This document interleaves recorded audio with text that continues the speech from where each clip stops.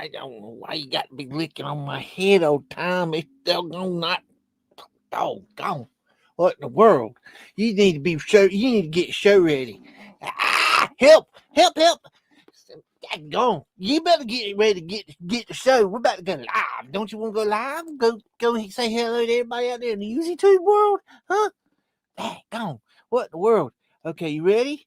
Ready to go live? Okay, push the button here. Push it here. You got to push the button. Okay. Welcome to Muddin and BEAGS Live, episode 21.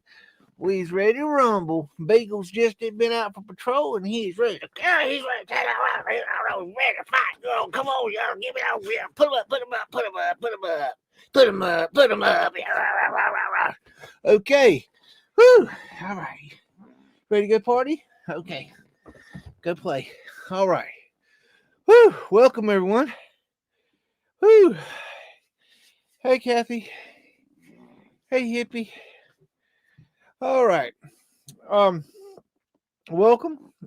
We are live tonight, and we don't have a plan. So, let me start off by saying that I didn't prepare anything tonight because I figured we'd throw caution in the wind, let the chips fall where they may, and see what happens, and see what you guys might be interested in talking about tonight or looking at tonight. But I've got a couple things I'm going to share with you while you're thinking. But I would like you guys to just put in the chat if there's something you'd like to look at or talk about, or something in specific that you'd like to go into. Let's I'm gonna try to do that for you if I can. If you'd like to go and look at more of the old world New York photos, we can do that. If you want to go Google dropping, we can do that. I don't have a plan tonight. I just didn't feel like preparing for the show. I had other things to do today. But we can definitely do something. So that being said, while you're thinking about that, and I'll ask again a little bit, put it in the chat. It's any idea, quantum physics, okay? Anything you'd like to think about, or would like me to discuss, or you'd like to discuss with me, or like to look at, or kind of anything, anything you could think of. And I'm going to go ahead and share a little something that I found this week that I think is a good lesson in our researching. I was watching a video. I posted it on my comment section about America's oldest concrete road. And while I was watching that video, I saw a building in the background, and I thought, that's a really cool building. I wonder what that is. And I thought I'd go check it out and take a look in, take a little peek see and see what I could find. And it was a really good lesson. I've learned this lesson many times, but I think it's a lesson that I have shared with you guys this lesson many times, but I think it's a lesson that we need to that I need to reiterate and drive home again and again and again, because I think it's super, super, super important to learn this lesson. So the point is that I saw an image of a building in a video talking about a small town in Ohio, and I thought it was interesting. I went to look into it, went to go find it, and I had a little trouble finding it. And so I had to kind of do a little digging to see, what the problem was, because it's not weird that I couldn't find the building so much as why I couldn't find any information on the building. It was like it's one of those buildings. It was like that should be clearly findable. That should be like pretty easy to find. So anyways, I did my due diligence, and I didn't find much, but I found enough to give an explanation, and I'll share it with you now. And I think this is a really, really important lesson. So please pay attention and understand. Welcome, Dragon Sage. How's it going, hippie? Okay, let me go ahead and get some pleasantries out of the way here.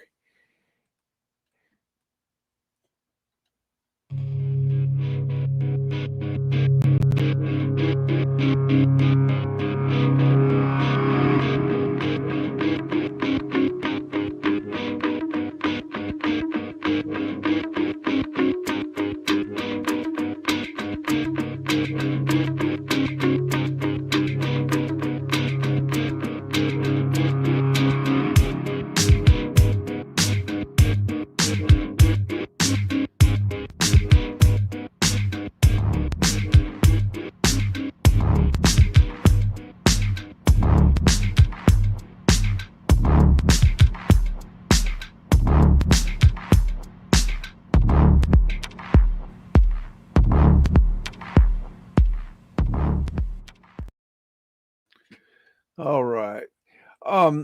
So let me add this image to the let me do my doodad. Okay. I think I gotta look at okay. So this image here is in a little town in Ohio. I think it's called Bellefonte. We'll see that here in a minute. And the building that's caught my eye is the one on the right hand side. It is a 3-story building with a basement. I've confirmed. And all right, Beagle, get on. You got to go. Okay. He's over here messing with my legs. So this building on the right hand side is just really kind of got some interesting architecture going on up top. And it originally caught my eye because it had Mudflood windows down here on the side, at least what I thought, you know. And I thought, well, I want to go look and find that building, kind of get more information, and just see what I could find. It just looked like an interesting little, dive. And it's got these portholes up here on the top, which are really interesting. They're oval shaped, which is very odd. And they look to be open. And it's got a lot of detail up there. And anyways, I went to look for this building, and I couldn't find it. And it was like kind of like one of them things like, well, this is really kind of weird, because even if even if it was demolished, why is it not in the historical buildings record kind of thing? Like, where is information on it? And I wasn't finding anything. And so I dug and dug and dug and dug, and I found some more pictures, not many, but a couple. This is on Main Street, and you can see a little bit more here. You got Tartarian lines up there, and you got these amazing portholes right here for the wind catcher system, and some amazing architectural details there. And it's called, I couldn't read this sign, but from digging in, I found out it's called the Lawrence Building originally. Also found out it was also the Oddfellows Building. That's the building they used. So that's a red flag. We can go ahead and raise the red flag on that one. You got pavement light right here. At one time, it was a Woolworth, or Woolworth, however you say it. There's more pavement, prism glass right there. And this is the best photo that I found of the building. And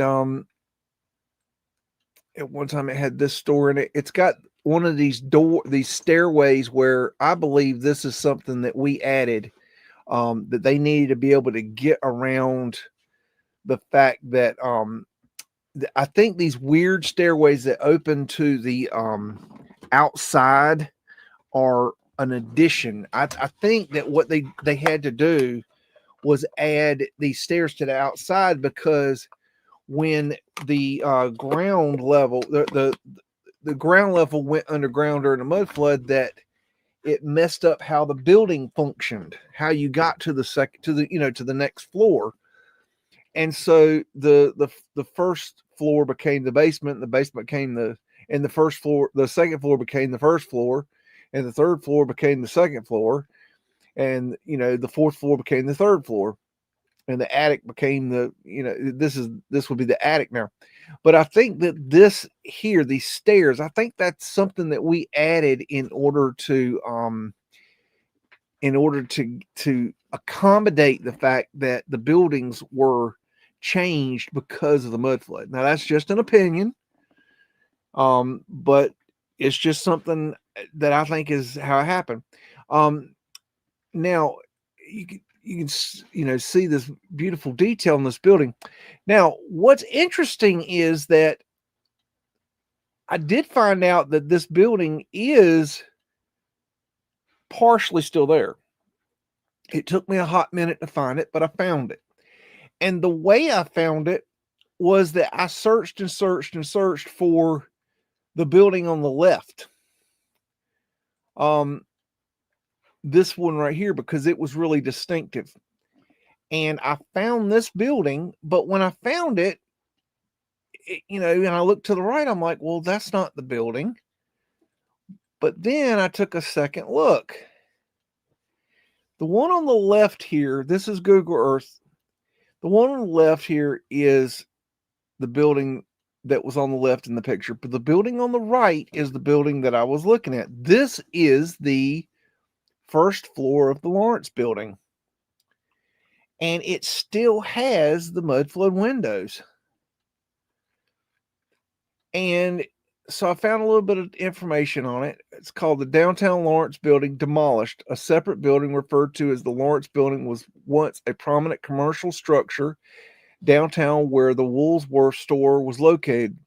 This building was later demolished by Lou Zerby and replaced by the J.C. Penney store at 118 South Main Street.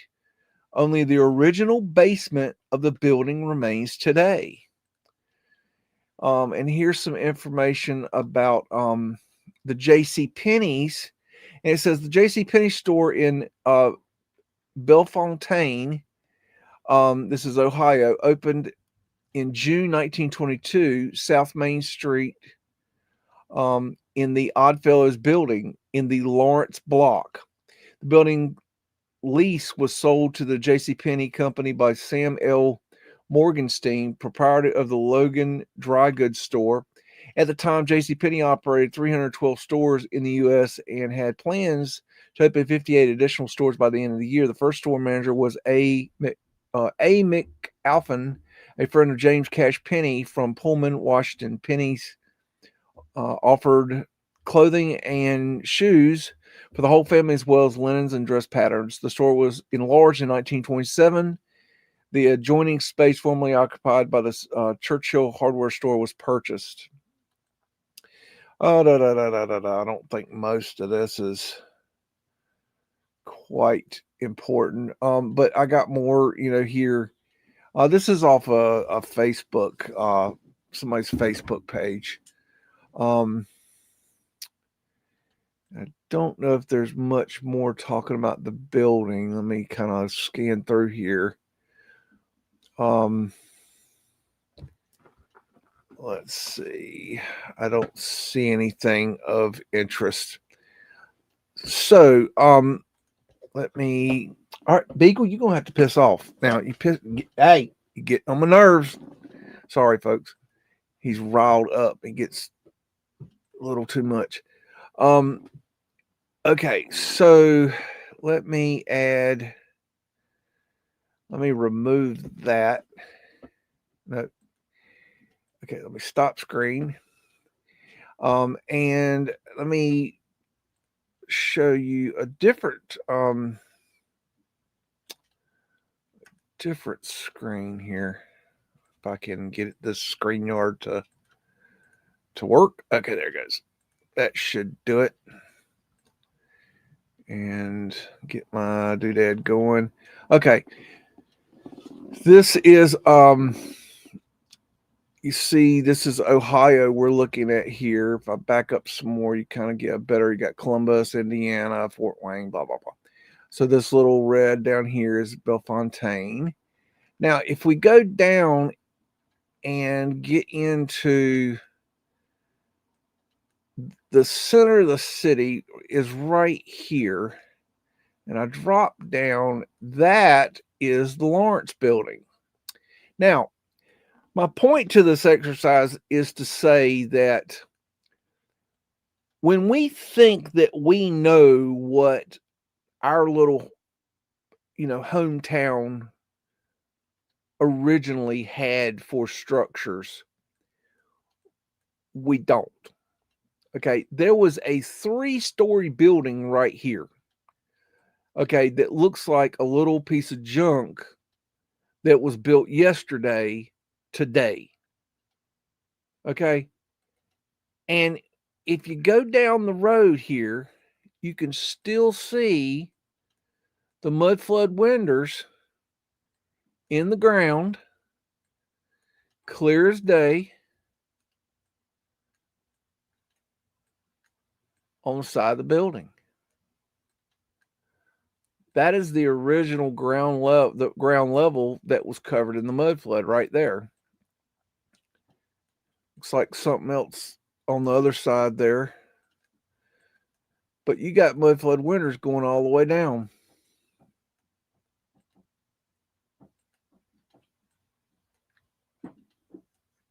You got some windows covered up there. You got mud flood windows all the way down there. So my point is to this exercise that let me hold that out for a second. My point to this exercise is that we think that we know what our home place, our whatever town we live in, okay? If you live in a town that you believe was old world, okay, but then you look around and you're like, but we don't have much here. My point to this is that you really have to go looking deeper, because this building was not listed on the historical registers. Okay, it wasn't listed as a historic building. There was no like history of this building. This building was a beautiful building that was in prominently in downtown, and it's like it just vanished. And that is just a perfect example that we don't know what was here. They have demolished so much. They have burned down so much. They have moved so many things around.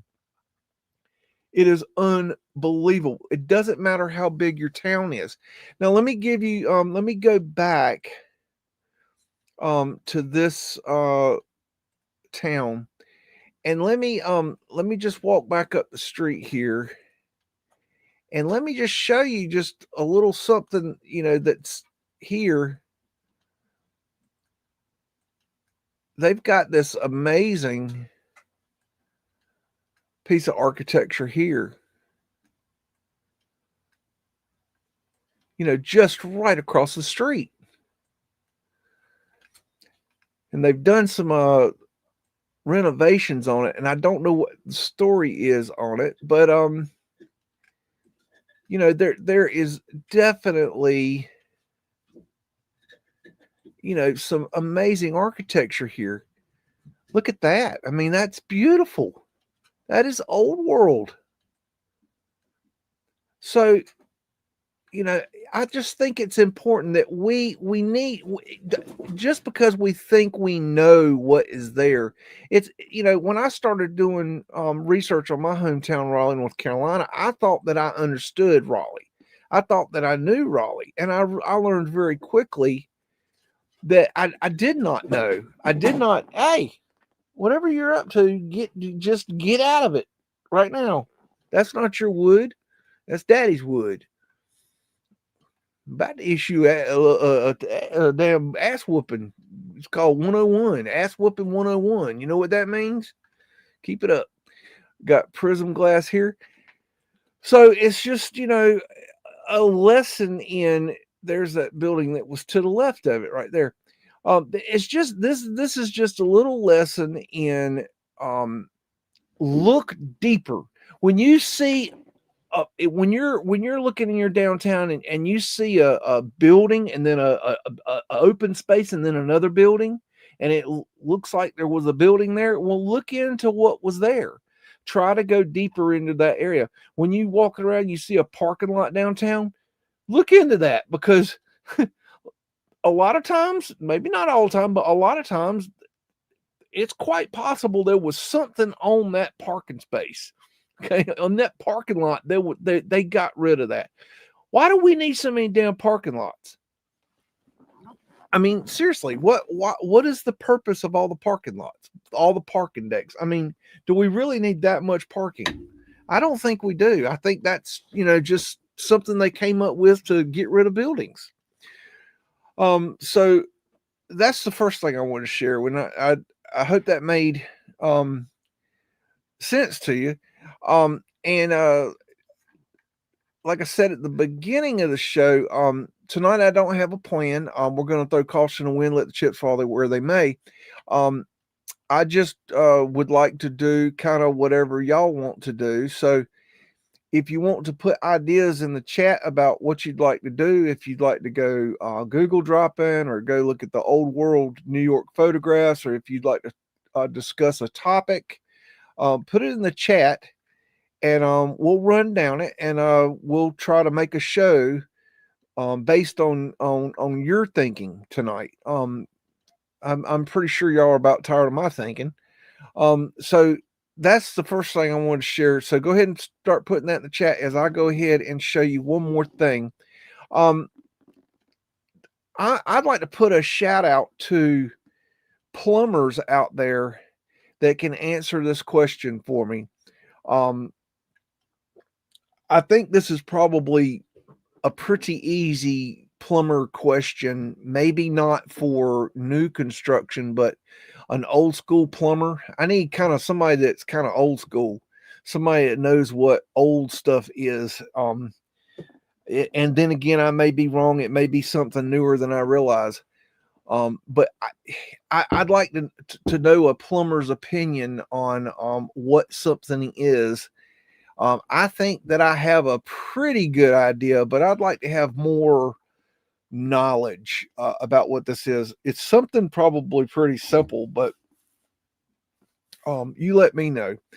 I'm going to play a short little video, and this is from the Truth Seeker 69, Jen, Meltology 101. And she is now claiming that the old world had plastic. So let's go and see what Jen has to say about old world plastic. And the old world didn't have plastic, right? What's this? What is this that I found? And I found this right up under here. It was just sitting up under there. I'm like, what is this? You can see that it's like metal or... But look at this plastic ring that's in here. What is this? I thought the old world didn't have plastic. What is this thing? It's like, I don't know if it's metal or, I mean, it kind of feels like metal. What would this be doing in there? What is it?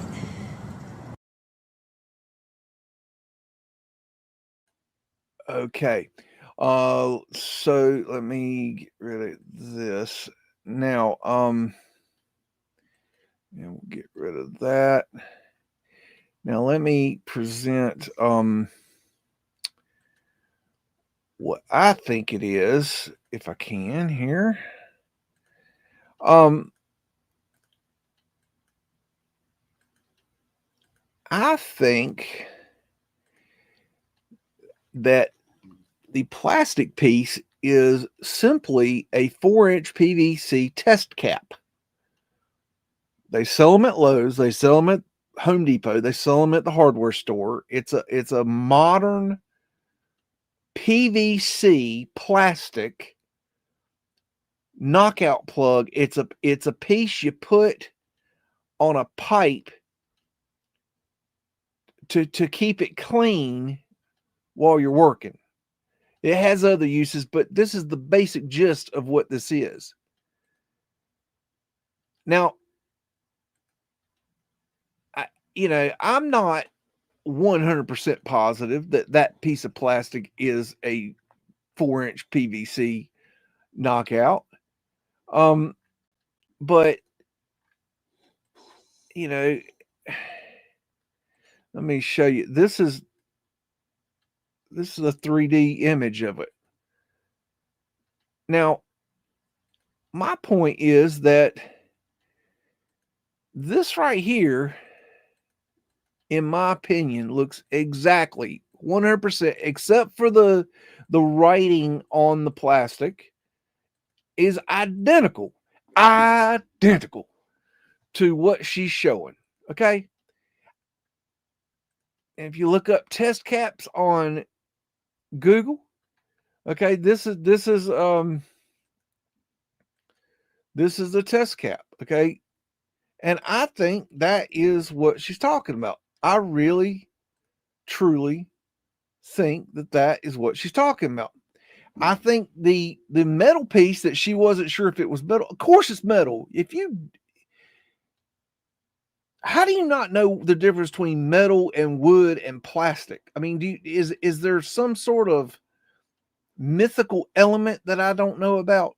I mean, if you bang something and it sounds like metal, it's metal. It's probably cast iron, but I mean, a retard should know it's metal or iron or steel or whatever. It's something like that. I think it's a cast iron drain cap or some sort of cap, and then it's got some sort of test cap put inside of it. Here's the thing. She's calling it an old world piece of plastic. Now, that means that under that logic, let's go with that logic. That means that plastic's been sitting wherever she found it for over 200 years.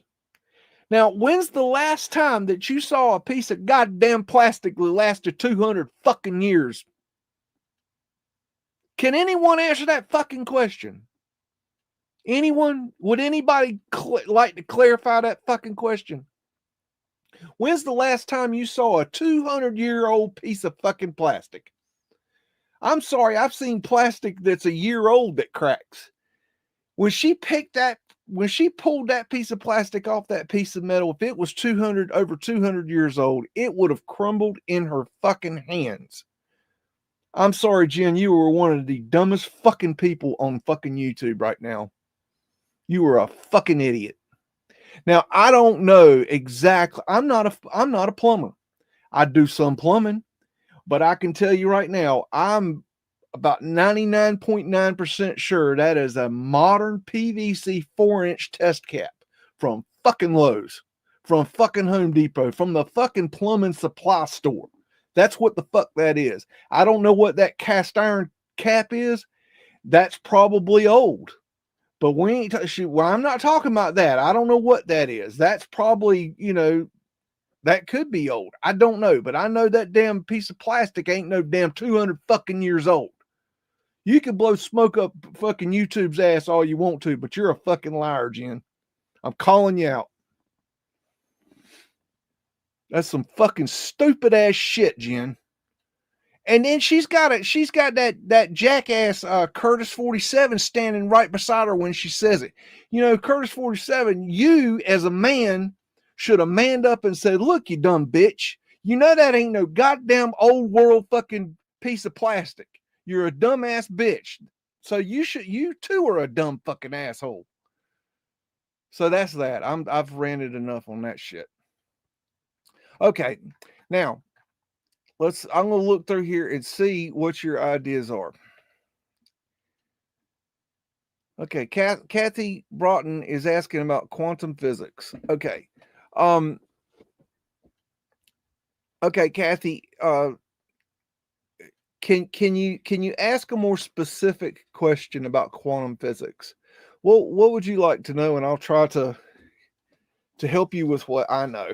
I'm no quantum physics scientist or anything, but I know enough to talk about it. Da da da da da da. Da da da da da da. Looking through your doodads, doo bum. Welcome, Odin's Raven.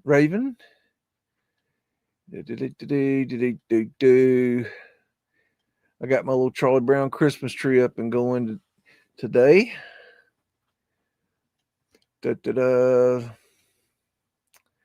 Da da da da da. Put in the chat what you would like to look at or talk about, please. They scalped that building, Kathy Broughton says. Yeah,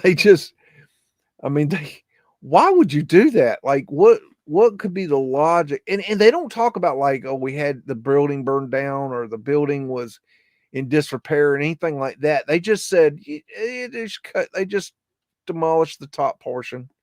Like it's like, no big deal. We just didn't need that. Didn't need that pretty part. And then you look at the bottom, and the bottom wasn't nearly as cool as the top. I mean, why would you do that? Right across the street from the city hall or whatever that thing was. That's crazy. 6R. Hey, 6R. He's talking about everything is down under. No pun intended.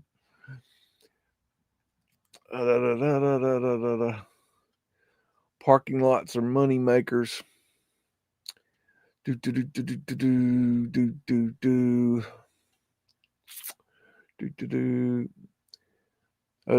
Raven saying there's no plastic in the old world. I mean,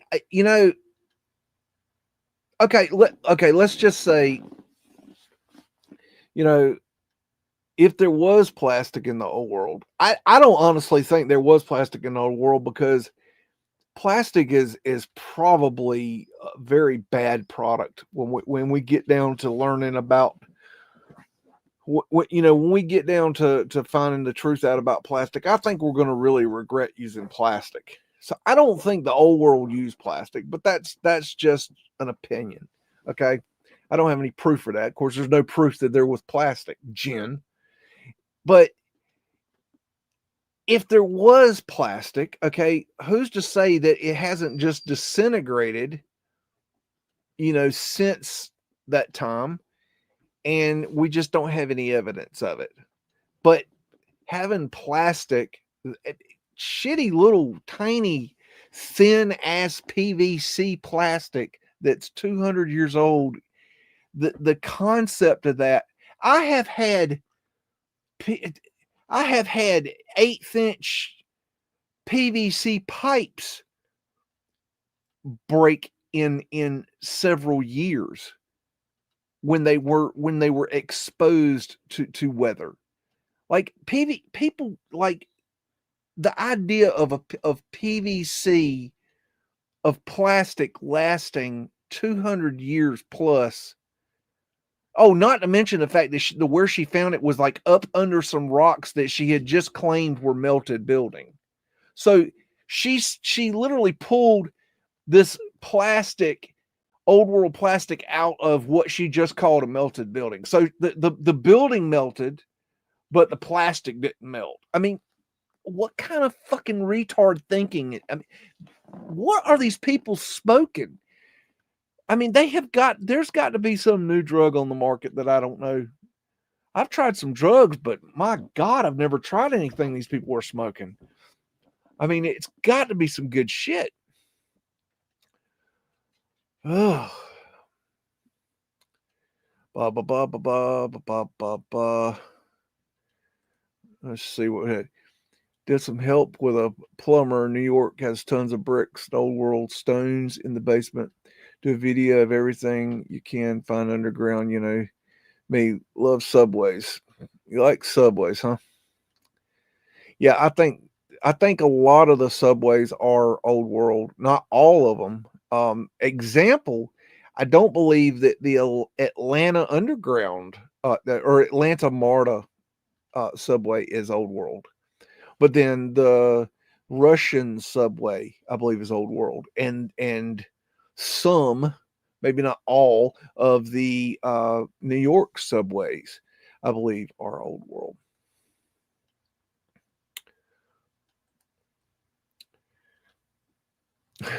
AGT. Well, I don't know if she believes plastic rust, but because the rust obviously was from the piece of metal, which she was like, if you listen to her, she's like, is this like, she wasn't sure if it was metal. She's like banging it on the rock, like, and it's dinging like it sounds just like metal, and like she's like, I don't know if this is metal or not. Like, how do you not know it's metal? Is it heavy? Does it feel like metal? Is it fucking rusted in your hand? I mean, what kind of, like, I'm really having trouble understanding like where these people's minds are, because and I know that I do realize, y'all, that it doesn't matter when it comes to them. I don't care about saving them. You can't save stupid people, okay? I'm not trying to save stupid people. My problem is that John Levy is getting his Meltology information from these people. So if these people are frauds and John Levy's getting his information from them,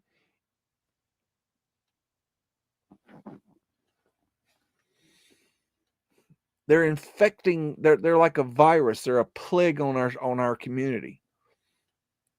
And they need to be destroyed. They have to be destroyed. They cannot there's nobody else there's nobody else up on this wall fighting this. I mean, if there is, who are they? I mean, they've got to have a bigger voice than me, because somebody's got to, like, just cut them off at the pass, because they're really hurting the community with their craziness. I mean, asphalt is melted buildings, cinder blocks are melted buildings, icebergs are melted buildings, cobblestones melted buildings, bricks melted buildings, everything's sand melted buildings. Everything's a melted building. Everything's red brick. There's nothing real. Everything you see, they say is melted building. Every single thing if you can touch it, it's a melted building. Like, how is that possible? Who the fuck where the fuck are they making all those bricks? And then you get down to that and they say, it's all in the mind. It was created with the mind. They created all this with the mind. But then they don't have any evidence for it. Well, how the hell, if you've got this amazing theory, where's your evidence? You got to have evidence. Like, you can't just make these broad sweeping speculations of bullshit and expect people to understand and believe you. You got to come with something better. Are there melted buildings? I bet there are.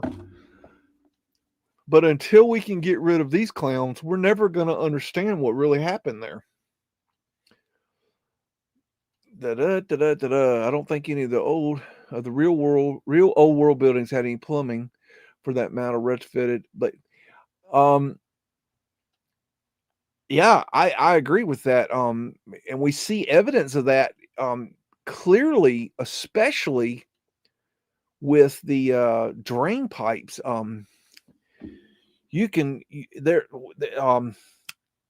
The water pipes had to be run inside, but the drain pipes, a lot of times they ran outside, and they're those big 4-inch cast iron jobs that you see running down the side of the building. Those are additional. They added those later. So no, I don't think they had plumbing, and I think they used the old wind catcher piping, the old wind catcher tunnels in the buildings for running the electrical and the plumbing. I think that's why we don't know about those. I think because they utilize those tunnels, those cavities to run the utilities through. And we just thought it was just part of the building, or we still think that. Let's see what Hippie has to say. The only kind of plastic key substance they made in the past was Bakelite. It didn't look like that. It looked more like plastic. New.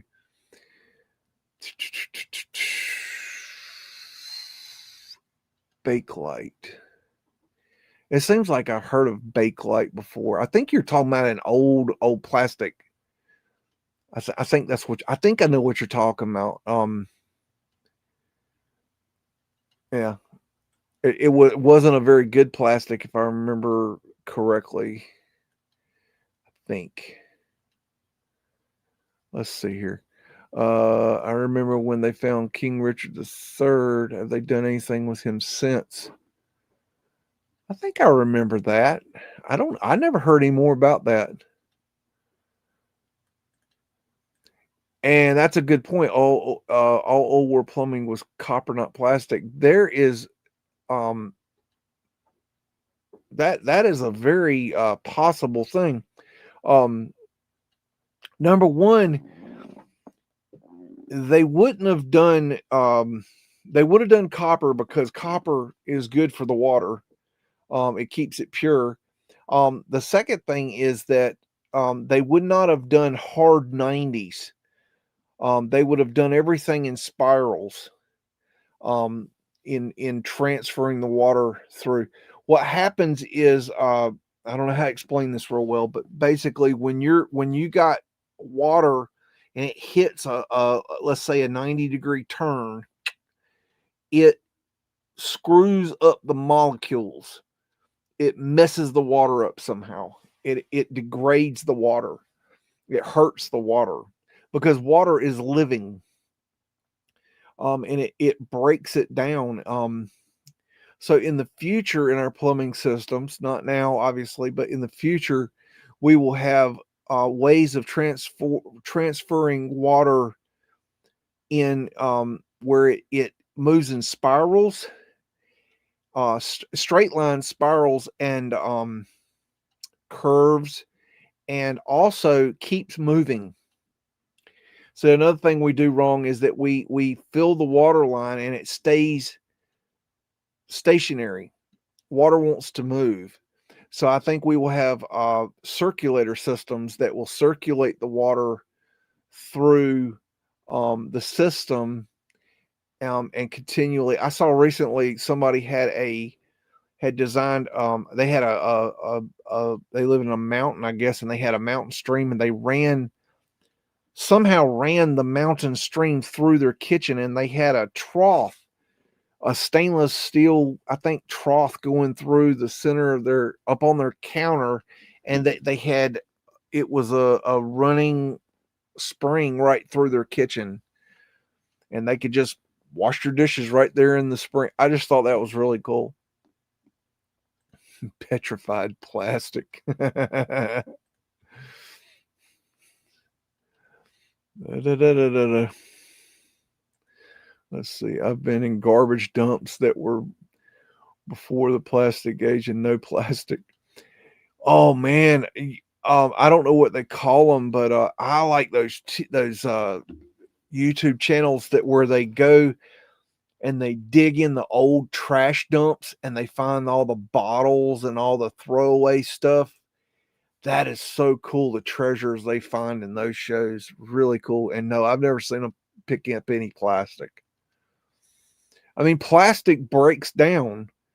I don't know what the shelf life of plastic is. I'm sure it has something to do with the thickness and the type of plastic, but plastic breaks down, maybe not fast, but here's the thing. I know I've held those test caps. I've used those test caps before. I have held those in my hand, and I could literally, I'm pretty sure I could break one with just cracking it like that. I could crack it, like break it, and that's brand new off the shelf. I could just pick one off the shelf, crack it. I think they're that flimsy. And so to say that piece of plastic is over 200 years old, people that don't know what they're fucking talking about should not talk about what they don't know what the fuck they're talking about. They shouldn't speculate on crazy shit that they like. At some point, you need to shut your fucking mouth and not open your fucking mouth, because you're obviously clearly a fucking idiot. Don't, I mean, it just, if you're going to look stupid, don't do it in public. I mean, damn, I do stupid shit all the time, but I do my damnedest not to do it on the YouTube. Plastic turns into pottery. That's a good one. Let's see. It's definitely Richard the Third. He had several severely cured spine. Can't read it today. Let's see.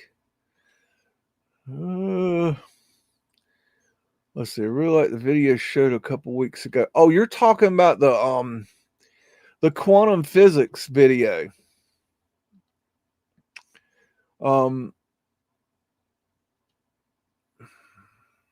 I showed two videos. Are you talking about the bleep portion, or are you talking about the other portion? I don't remember which one I showed you. Or I showed you two, but I don't remember what the second one was. Which one got you going? We could do more. We could do more NYC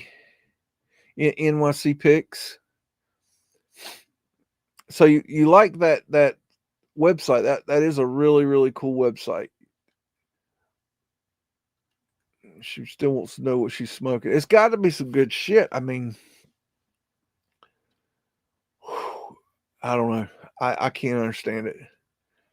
I mean, I know she smokes weed. I've got video of her smoking weed on camera, which to me is to do drugs on camera. Like, I'm old school. I'm Gen X. The idea of doing drugs on camera is ridiculous. Like, why would you do that? It's something you don't do on camera.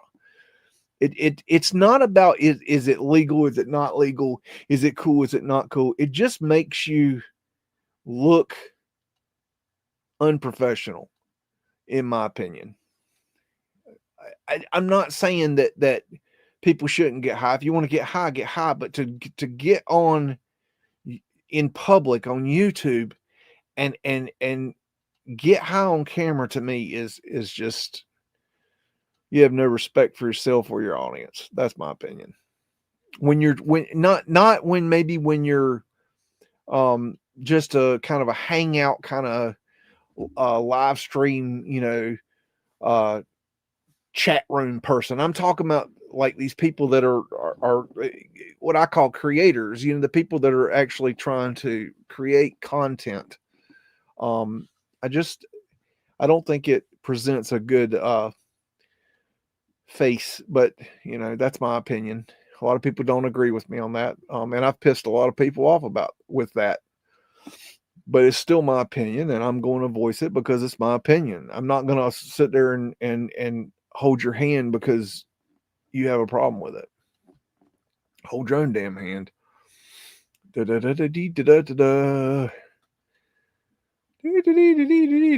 through your thing. Plastic is garbage. Yes. I think we're really going to regret using plastic in the future. The Library of Congress looks an incredible building in Washington, D.C. Yeah, Library of Congress has amazing pictures. I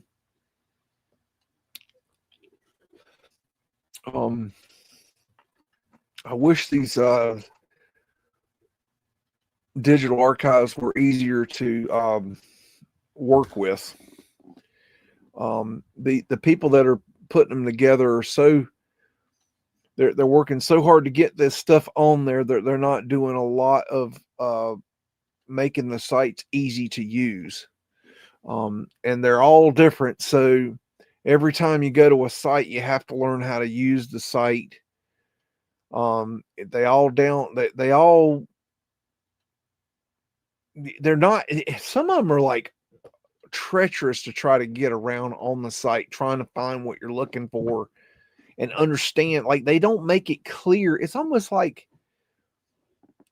they want you to have certain like passwords or something to look at the stuff, even though there's not passwords. It's like you got to know the certain steps to get through to the right site to find out where our pictures are on our site. It's like really hard sometimes, and downloading is really hard to figure out too. I tell you what, I'm getting to the point where I think that most people are not interested in actual truth anymore. I think people are more interested in great stories and amazing tales, and they're more interested in the glitz and the glamour of things. Like people are like following a lot of channels that are it's like the bigger the bullshit they put out, the more people are watching them. It's like people are easily fooled. It's easier to fool people than it is to tell them the truth.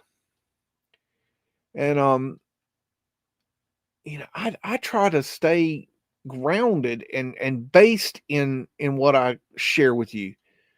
It may not be the glitziest, glamorous, most interesting, most amazing finds in the whole freaking world that I'm bringing to you, but at least it's based in something solid.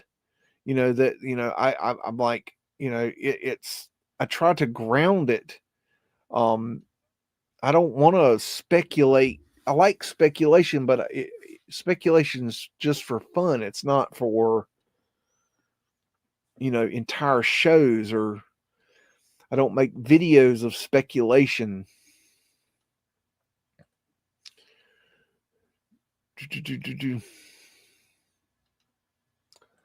Yeah, they do this constantly. I don't know this like 100%, but I'm pretty sure Jen and Curtis are shacking up now. I'm gathering that Jen's husband gave her the boot. Is kind of what I've gathered. I'll I don't watch much of these people because I don't if I want to like if I got some time and I want to screw with them, it doesn't take me long to find something to not. I made 3 videos. No, well, yeah, 3 videos plus tonight's video off of no 3 video, but I made 3 short videos off of 1 video they did, like in just quick little things I found like very quickly. I mean, it doesn't take long to find the bullshit. I just try to share some of the highlights of what I found. You could go through the entire video, but it you know what it would be? It'd just be me saying that's bullshit. That's bullshit. That's bullshit. That's bullshit. That's bullshit. That's bullshit. That's bullshit. That's bullshit. And that's not interesting. Nobody. I mean, it's like at some point you're gonna be like, okay, shut the fuck up, Beags. I want to say that's bullshit, and here's why, and I want to prove it why. I want to say here's why. Look right here. It's like I said I don't know what this thing is, but this is exactly what it looks like. It looks like a PVC test cap, and I showed you where to go buy it on Lowe's.com. And some plumber out there is going to come and they're going to send a comment to me and they're going to say that is a blah blah blah blah blah blah blah blah blah, and she's a dumb bitch. That's what's going to happen because there's plumbers out there that watch.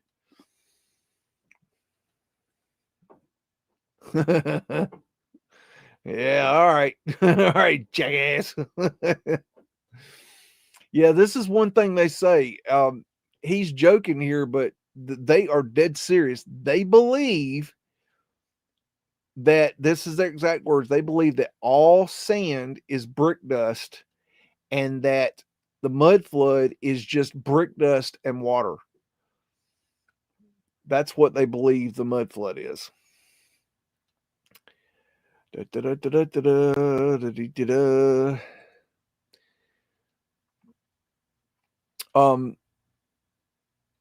Disinformation destroys movements. Also, dark energies are afoot. I've been under attack before by dark energies, and they can be really nasty. But if you fight back, you can win. They can be they can fuck with you pretty bad, but they're also very weak. See, dark energies. What dark energies? They will use people that are on a low vibrational frequency, and they will basically utilize people that are on a very low vibrational frequency to they can manipulate them like a puppet. And there's been talk behind the scenes amongst some of the biggest creators, including myself, some of the biggest creators that there's been talk behind the scenes that we have been under dark energy attacks. And we believe it's very real. And that's a lot of the reason why you don't see the collaborations you used to. Because we all decided behind the scenes that we were going to back away. We decided that they were attacking us because we were together, and so we separated so they couldn't attack us. And we all decided to back away from each other and protect ourselves. So that's unfortunately why you don't see the collaborations that you used to see. Not that we have that we don't like each other. It's that we did that to protect ourselves and to save the community, because they were really ultimately after you all.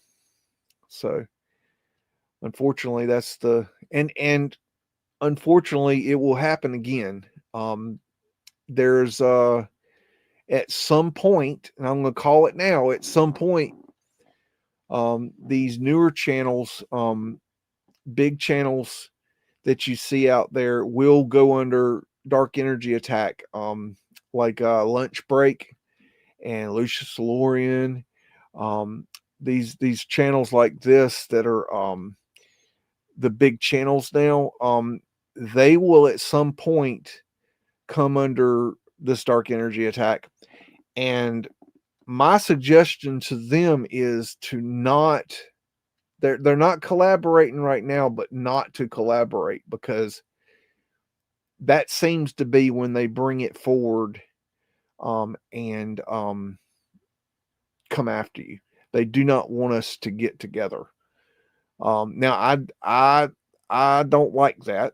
I always used to think there was strength in numbers, but then after a dark energy attack, you kind of have a different view. So just a warning to the up and coming channels.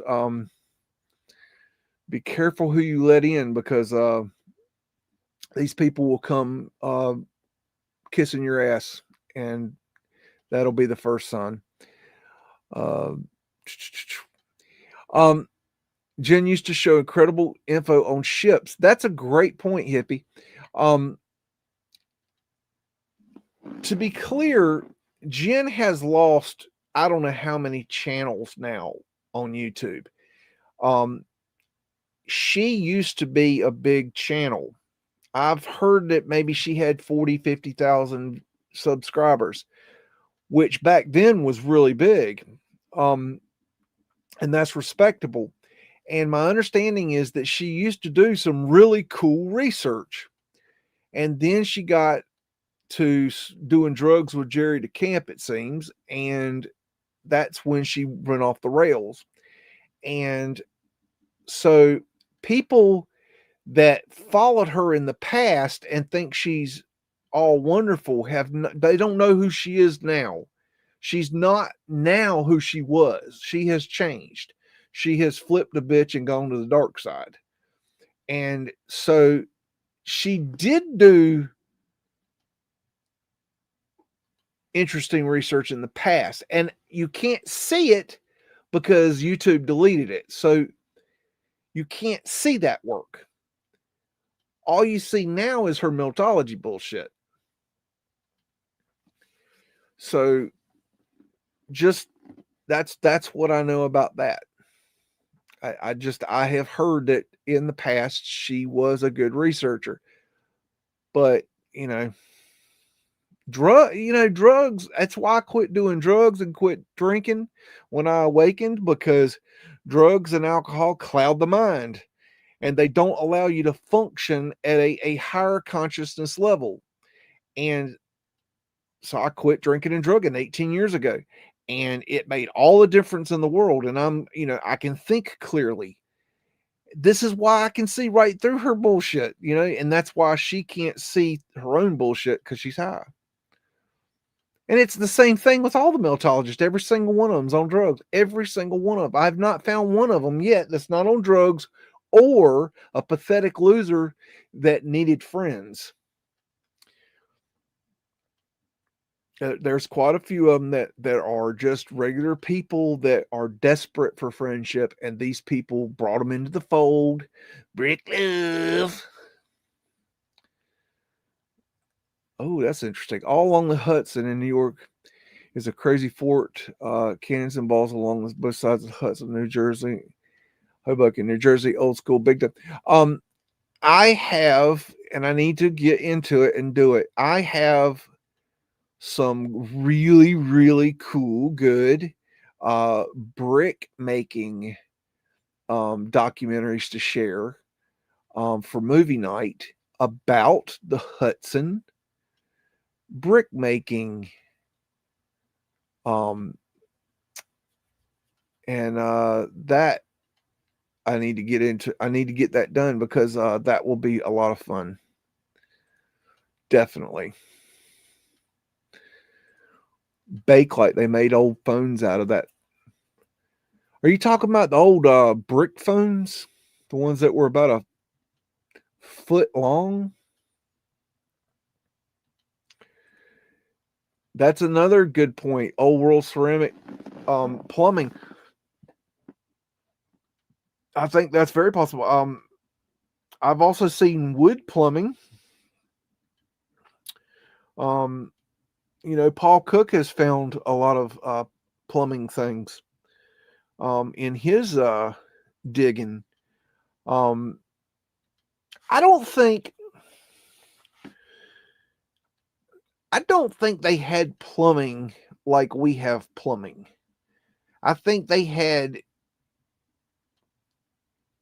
water transfer kind of things. They had the ability, let's say, to take water from the water source to the location it was needed, and then they had ways of using the water, and it wasn't like a tap you turn on and off. I think it was more like fountains.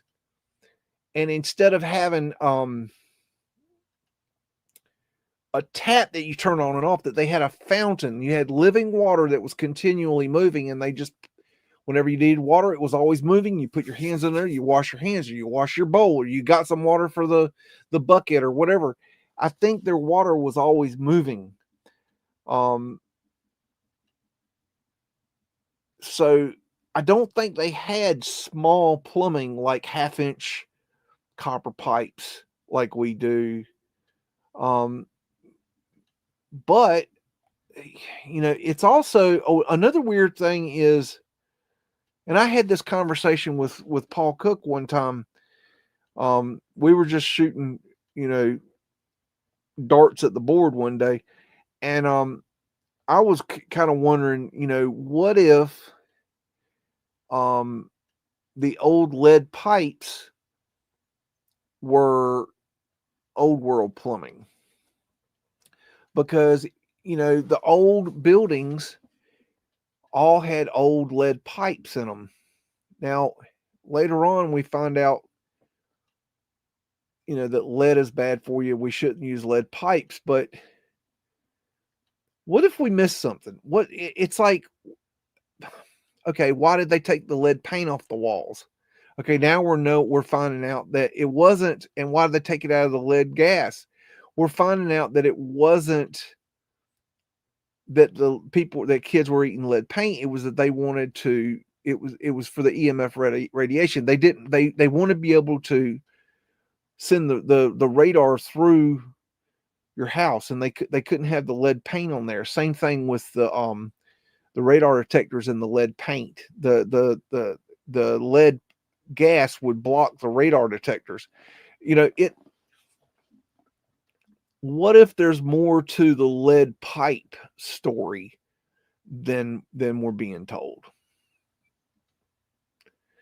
You know, I don't know about, okay, copper might have been used for some plumbing. I have a hard, here's where my problem with copper piping is that if you know anything about plumbing, you know that copper piping breaks down. There's a lot of copper piping's really good until it's not, and then it's really hard to fix.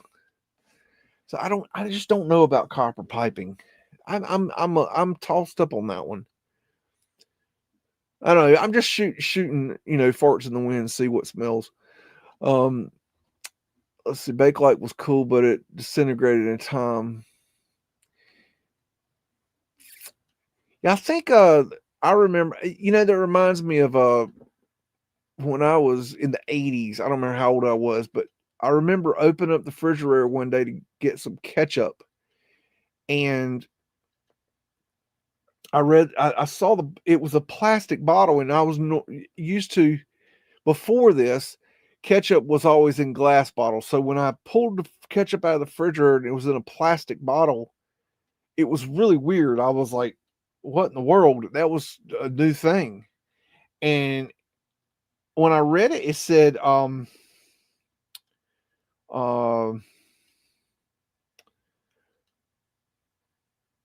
uh, um, shatter resistant.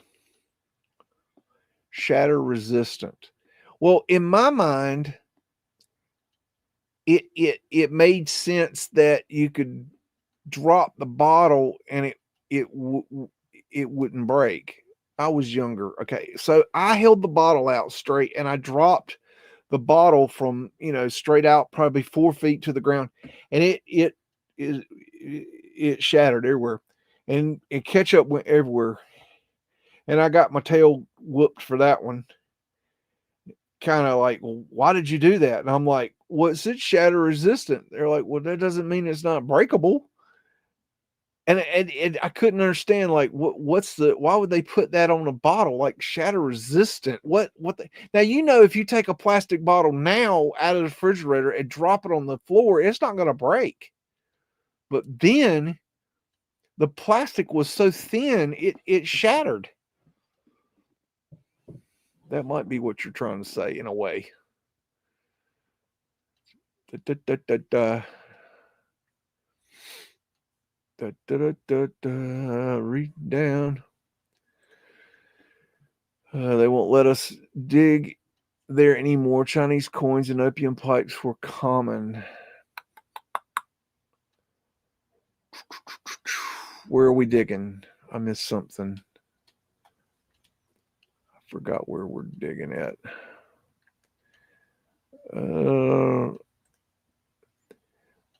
The one with the photographer. Oh, you're talking about the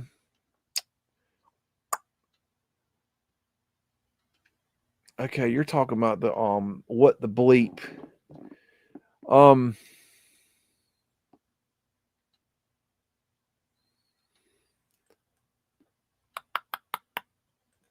let me see. Da, da, da, da, da, da, da. I'm trying to think of where I stored that. Um let me think here. Da, da, da, da, da. I don't remember what episode that was, but it wasn't too long ago. Let me see. Let me see if I can find it here. I don't know. I know I have it. I just don't know where I have it or how I saved it or okay. I'm looking, Kathy. Let me see. What the bleep? I'm searching on my pooter here.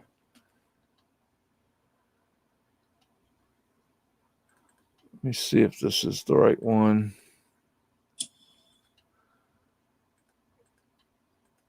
Oh gosh, nope. I got the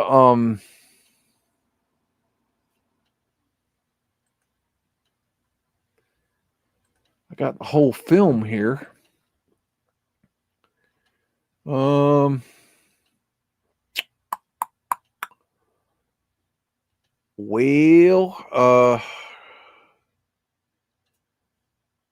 I don't see it. I'd have to do some digging. I don't remember what the heck I named it.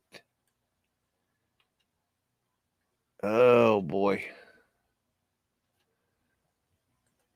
Maybe I'll have to think about that one. I don't remember what I saved it as or where I saved it. I didn't save it as what I thought I saved it as. Da, da, da. Let's see.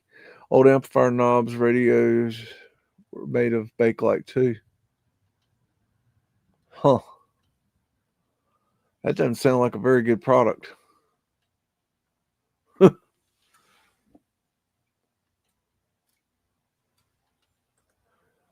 Please put these ideas in chat. We like BEAGS to go have a look at. Oh yeah, yeah. Okay. Yeah, that's a good idea.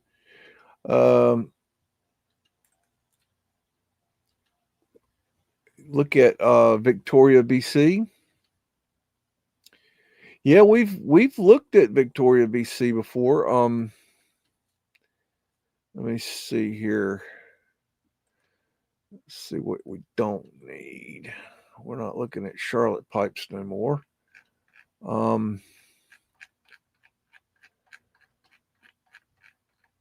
Let's see. Victoria.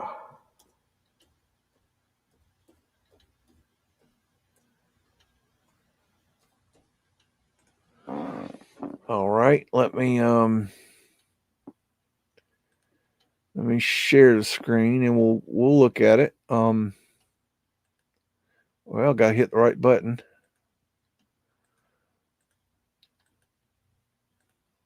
Okay, and then get my doodad here.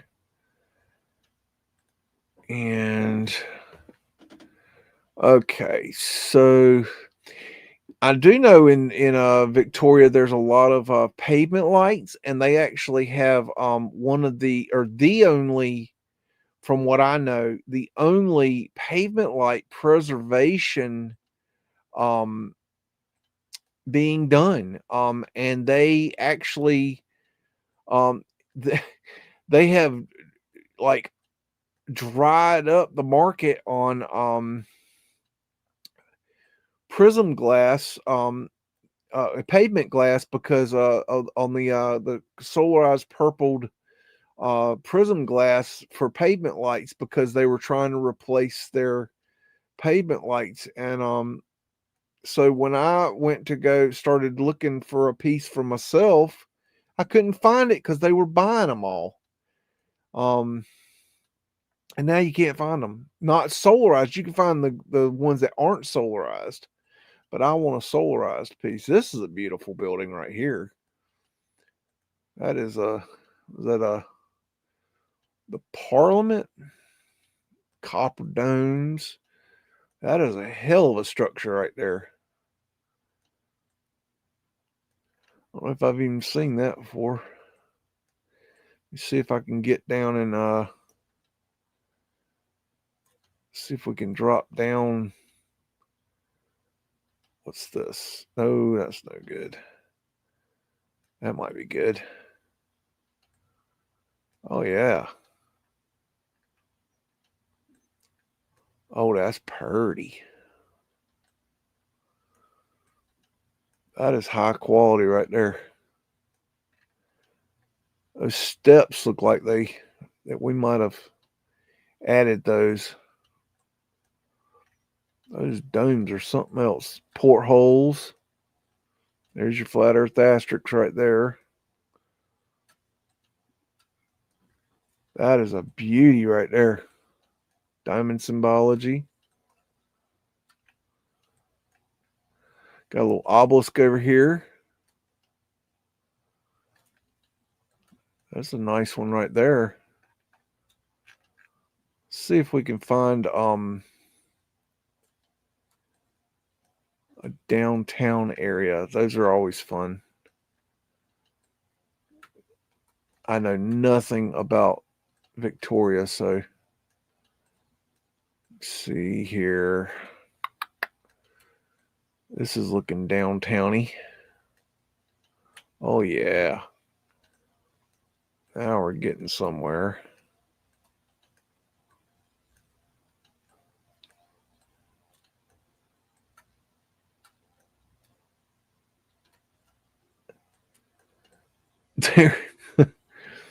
There is this, I've got a wood stove, and there is this little bug we have around here. We call them stink bugs, and they because if you stomp on them, they stink to high heaven.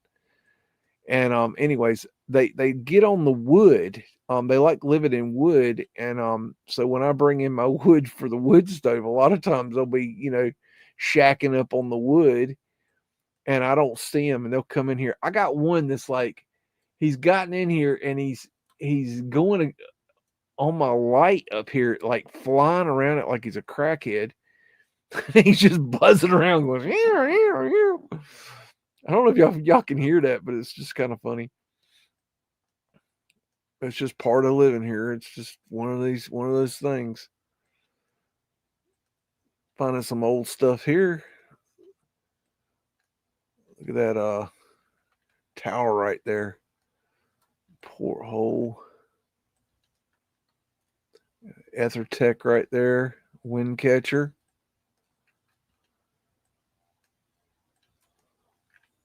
Let's see, where else should we go? I can't really. It's amazing when I see something like this and then I look around and everything is pretty modern. It tells me they did some demolishing. It tells me that, you might want to look around back in the day.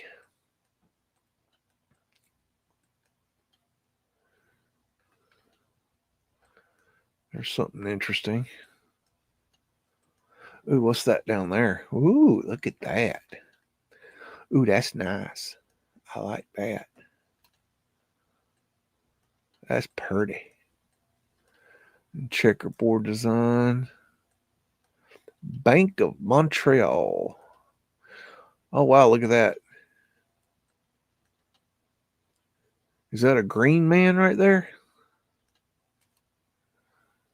Boy, that's a cool building. Wonder if we can go down the side here. It's like some Mudflood windows right there. All right. Let's see.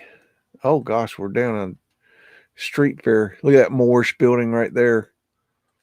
Now the Moors were in America when we got here, y'all.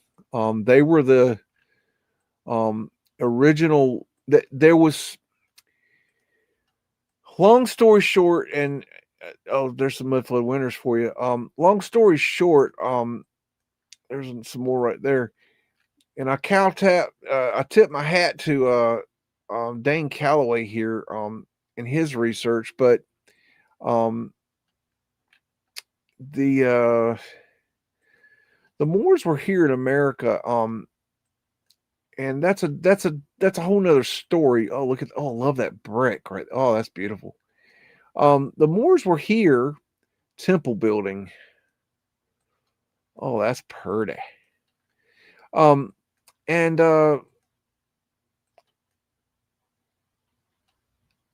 long story short, I think what they did was that they took them, um, pretty much, prisoners of war, and then they gave them, they put them into indentured servitude. And what that means is that they were under contract to work their indentured servitude for so many years. They had to, do so many years of indentured servitude, basically being a slave, but they were an indentured servant. There's prism glass. Anytime you see that, I look down for pavement glass. And they worked their indentured servitude, and then they were freed men, not freemen, freed men. And this is something you can look up. These freed men, um, and it's in the early slaves. The first slaves. Now the ones that were later, okay, that shit was all made up. They they created this slave trade bullshit. Okay, now it's very complicated. I'm not even going to try to explain it, but the slave ships, didn't happen. Okay, the whole thing about them going over to Africa and jerking them up and bringing them over here, it didn't happen. They there was a lot more going on here. There was a Tartarian line, in case you need one of them. But they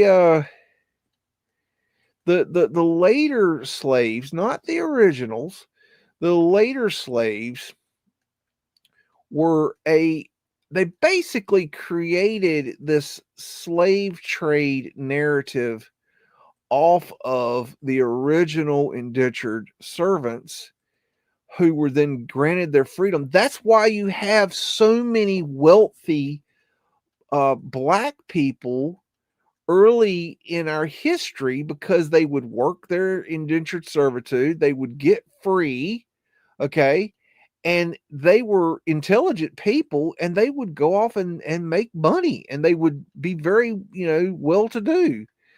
Some of them, and they did, a lot of good with their lives. But the slave trade is a very complicated thing, and I don't want to like go down that rabbit hole the wrong way, because it is very complicated. And I kowtow. Yeah, I tip my hat to um Dane Calloway. Now Dane Calloway does stop at Old World. He doesn't go that far back, unfortunately, but he does really get into that stuff. Now he's a militant black man. You have to get over that, but his research is hard hitting. He's done some really good work. So shout out to Dane Calloway.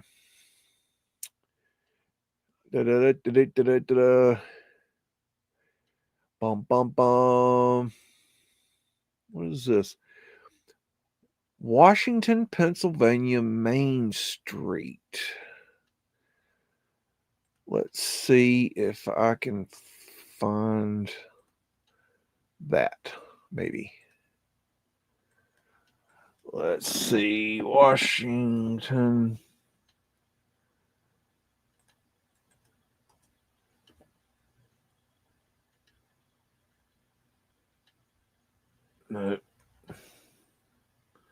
Bear with me. Okay. Let's see here. Let me give you the. All right. Washington, Pennsylvania.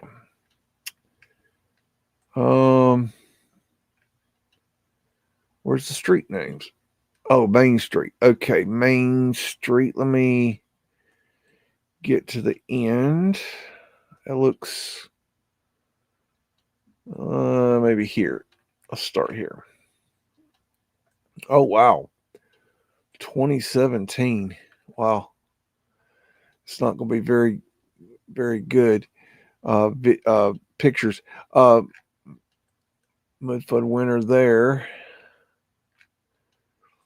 Maybe they'll. I think it jumped. Oh no, this is 2016. That's weird. Let me go back here a little bit. No.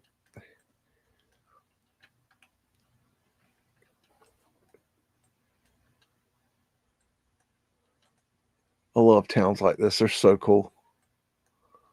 So much going on in these little towns you just wouldn't believe.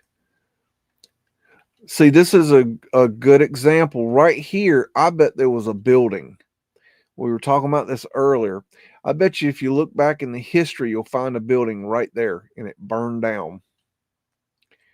And sometimes you can even see the remnants of the building if they haven't done too much hanky panky. I'm not seeing it, but sometimes you can. Sometimes you get lucky. I bet there was a building right here too.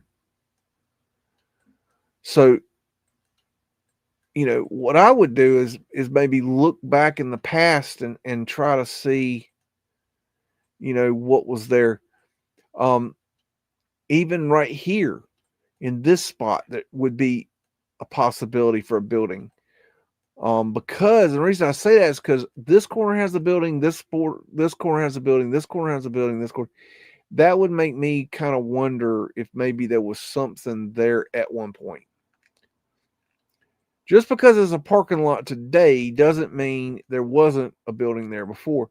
See right here, I bet there was a building right here in this spot, in this parking lot, because there's this weird line here that looks like it could have been a building. There's some weird building-ish lines there. Nothing telltale, but very possible that there was a building there in the past. But it's a lead to look in. There's a little Mudflood winter. It's a lead to look into to it further to see, what could have been there. There's some Mudflood winters there, and there. There's some back here behind those cars. Matter of fact,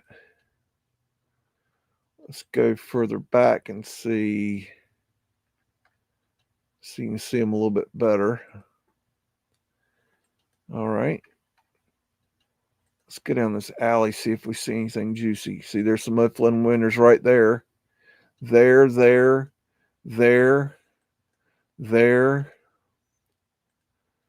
Let's go down here a little further and see.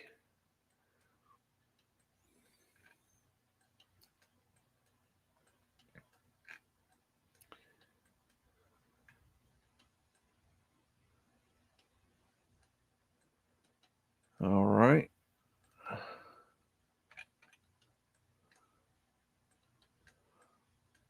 Oh, I bet that was pretty in the back in the day right there. Those Phoenician shells on the. This is another thing right here, right? This area right here. I would look into this area. What was here originally? If you look at old photographs, there might have been a building there. I'm not saying there was. I'm just saying it's an area to look into. When you see spaces in downtown, that's a red flag. This space right here, what was here originally? Has this always been a space? Very possibly no. There's a mudflood drop-in right there. Let's go down this way, see if we see anything. Some mudflood winters there and there. Got some dog toothing. Oh, I bet that was pretty cool when it was painted up nice. Look at that one. That's cool. You know, this would be a red flag. Why would you put this one building here? I bet you there was a building right here. I bet you if you look at old pictures, you know, if you look at old records, I bet you'll find something. Sometimes it takes a little bit of digging. You know, it's not, they're not going to give it to you. It's not like you're going to go to they're not, they don't have like, you think there's this historical record that you go to and you say, oh, well, there was this building, that building, and that building, and this building. No, they're not. They demolished their mudflood drop-in. They demolished a lot of stuff before they ever started recording this stuff. Look at the Florida Lee, Taurus Fields, unscrubbed cartouche. It's got the headless knight and the helmet. There's that weird cartouche shield symbol I've been looking for. Very cool. That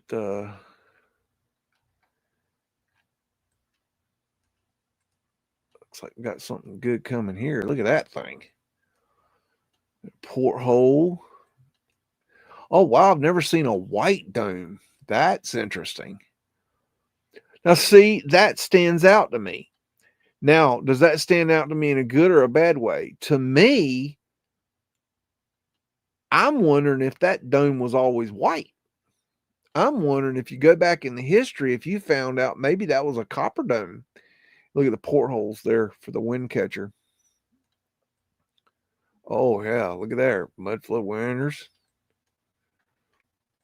Oh, this is a nice little town. Good stuff. Let's see this one. Oh, yeah, look at that. That's nice.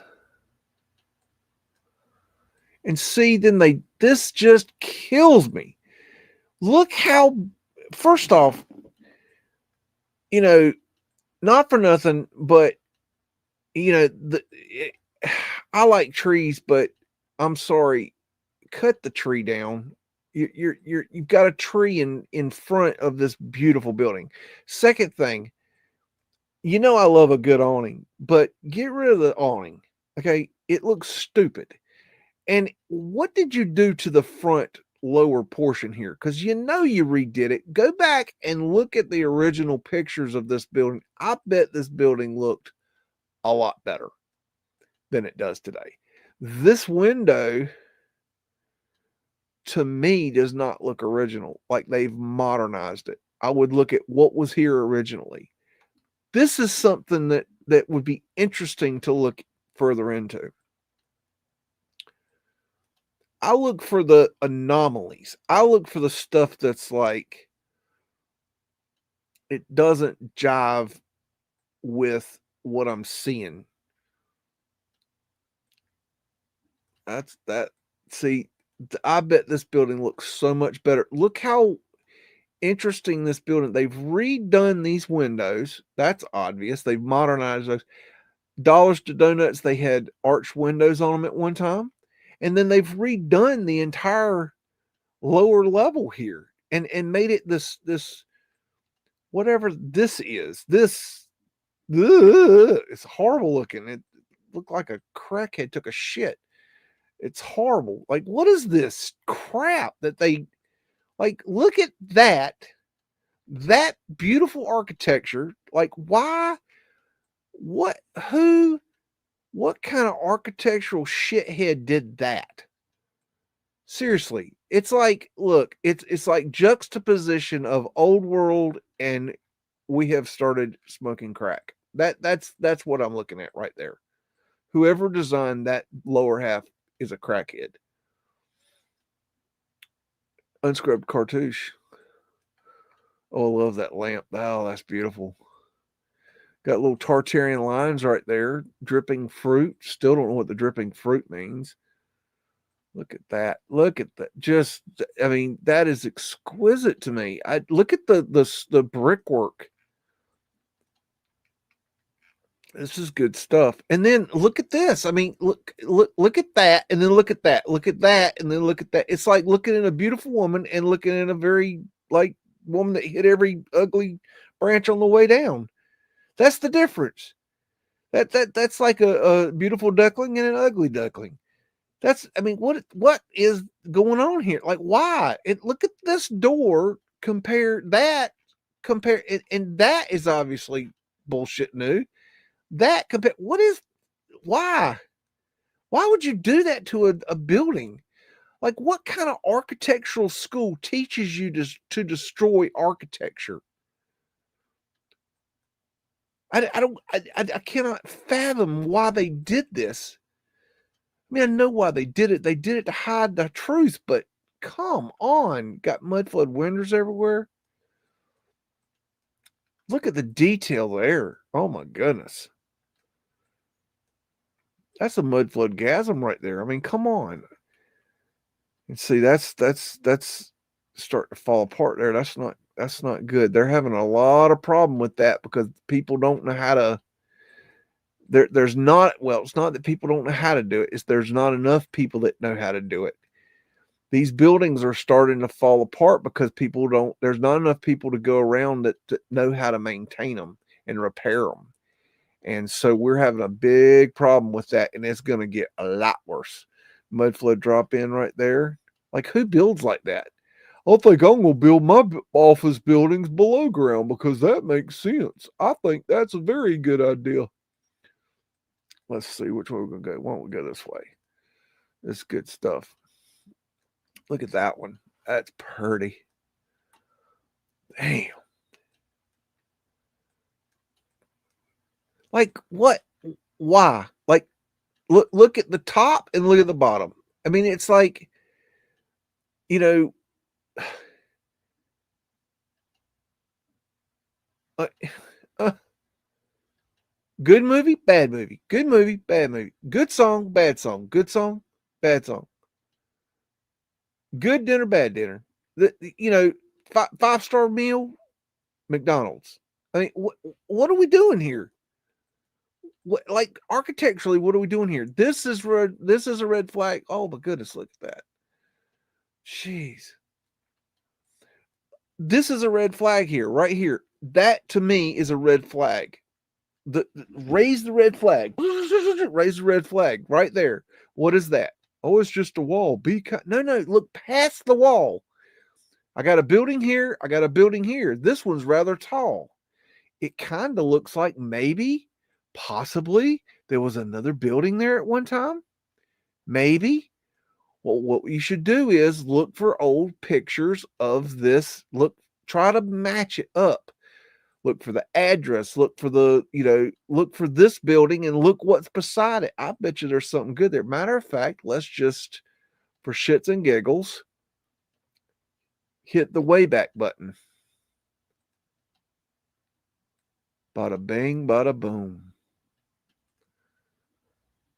What do we have here? Could it be an old world building that they've demolished? See what I'm saying, y'all? Gone. Where did it go?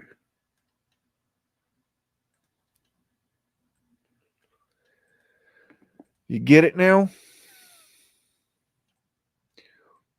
Right there. What was there? Was there something there? Maybe. 1883, Davis block.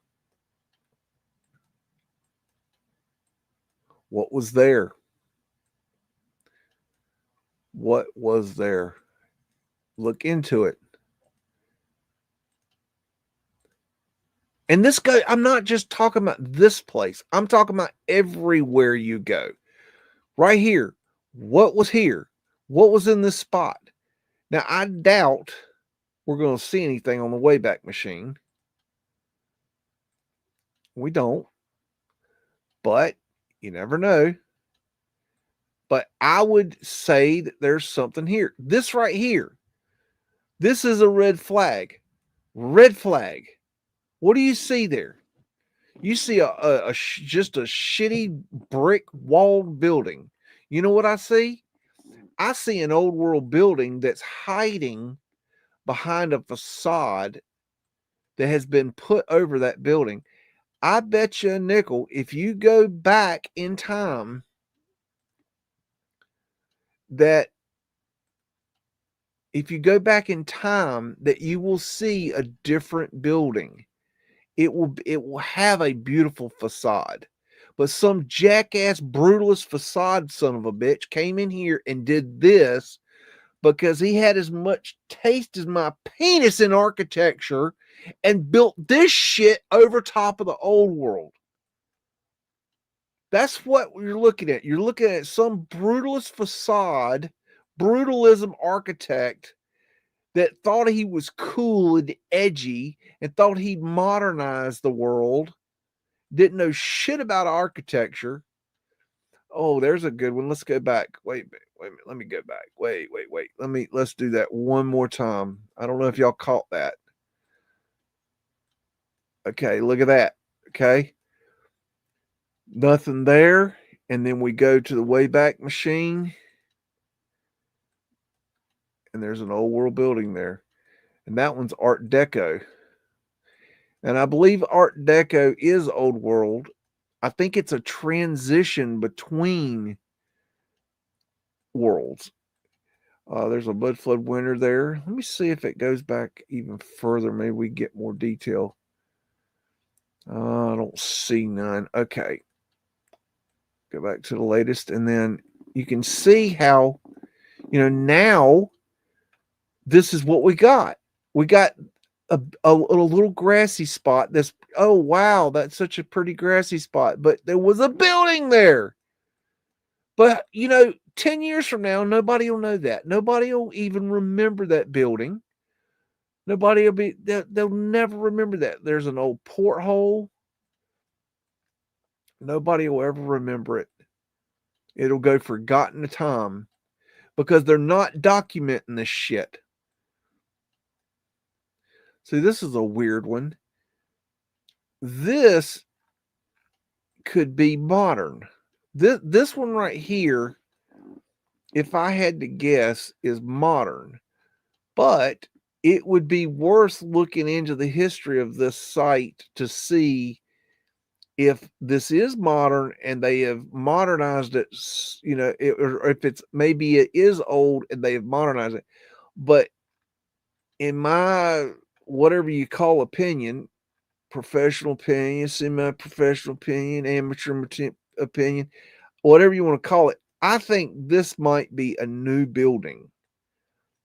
But I've also seen buildings that look similar in this kind of newish look, and they have modernized it so much that it's an old building and they have like facaded over it so much that you can't tell that it's old. So you have to go deeper. Look at that porthole in that house right there. Right there. Mudflood winter. There's a little Mudflood winter there. So let me kind of go off the path here. All right. I think we're going to call that one so we can move on. But thank you, Shielded Sugar 68. That was a good show there. Thank you very much for sharing that. That was really cool. I'm sure we could spend more time there. Let's see. Video.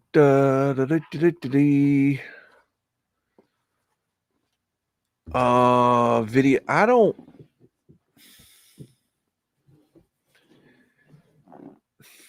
I think a while back I did.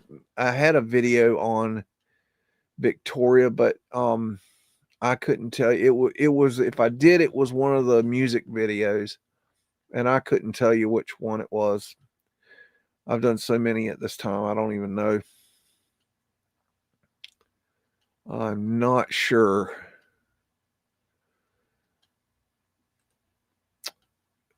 Old World's Victoria's full of tunnels, giant bones.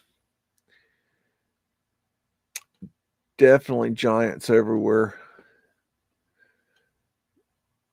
Let's see what we're saying here. Biggs did a show 4 years ago on Vancouver and Victoria, Canada, but not. I did do a show on Victoria. I may have. I don't remember that. I don't remember that one. I don't remember. What we got here? Lots of Main Street goes with current grid. Michelle Gibson. The old world grid system.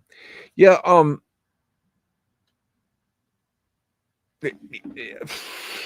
Michelle Gibson and I agree and also disagree on the old world grid system.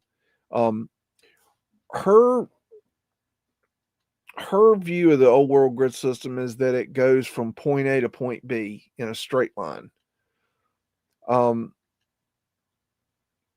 And it's excuse me, it's based off. I'm trying to remember her theory. It's based off a globe model, if I remember correctly, and she works off of ley lines, and that's cool and all. But to me, my opinion is that energy does not follow a straight line. I believe that the first off, I believe it's a flat Earth simulation, not an actual physical. Everything, y'all. I'm telling you, everything is a simulation. It's and not a simulation as in a computer simulation, but it functions in a lot of ways like a computer code. There is an underlying code to the simulation. Whole nother story, but I believe that the energy grid runs in kind of a Vesica Pisces energy. It curves and it waves. If you follow the line of a Vesica Pisces up and then around to the next one and up and around to the next one, following the flower of life pattern, which I have right here, that I don't know if y'all can see that. So you got the flower of life. I'm not getting it right there. So you got the flower of life, and it's the Vesica Pisces, and I believe the energy system flows in a Vesica Pisces flower of life pattern around our system. I don't believe it goes from point A to point B in a direct straight line. I believe it curves around. It might go from here to there, but it doesn't go here to there in a straight line. It goes on a curve, on a wave. And that's where her and I disagree, is that she believes it goes straight line, and I believe it goes from point A to point B via curve wave. But that's, difference of opinion. Am I right? I don't know. I don't know. Is she right? No, I don't know. That's just my thinking on that. Um, but that's not also something I don't focus on. I I know a lot of you laugh, but um, I'm telling you, Terrence Howard, he's a lot smarter than y'all giving him credit for.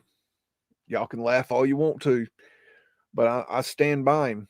Um, once you can get over the one times one bullshit, once you can realize that he's using that to fuck with you, once you get through that part, and he's using that to get your attention, and it works really well. And a lot of y'all fell for his little. It's like a fishing lure for dumbasses, and he throws it out there, and y'all bite it every time. He's a lot smarter than y'all give him credit for. And he does credit his work. There's been I was watching a certain someone was talking about him. Um, I don't know how recent, but they were doing a video saying that he wasn't crediting his work. Terrence Howard has credited his work many times. He might not have credited it when you were listening to him, but I've heard him credit his work many times for the things that where he got some of his ideas from. Absolutely. Not all of his ideas. He has original ideas himself. But anyways.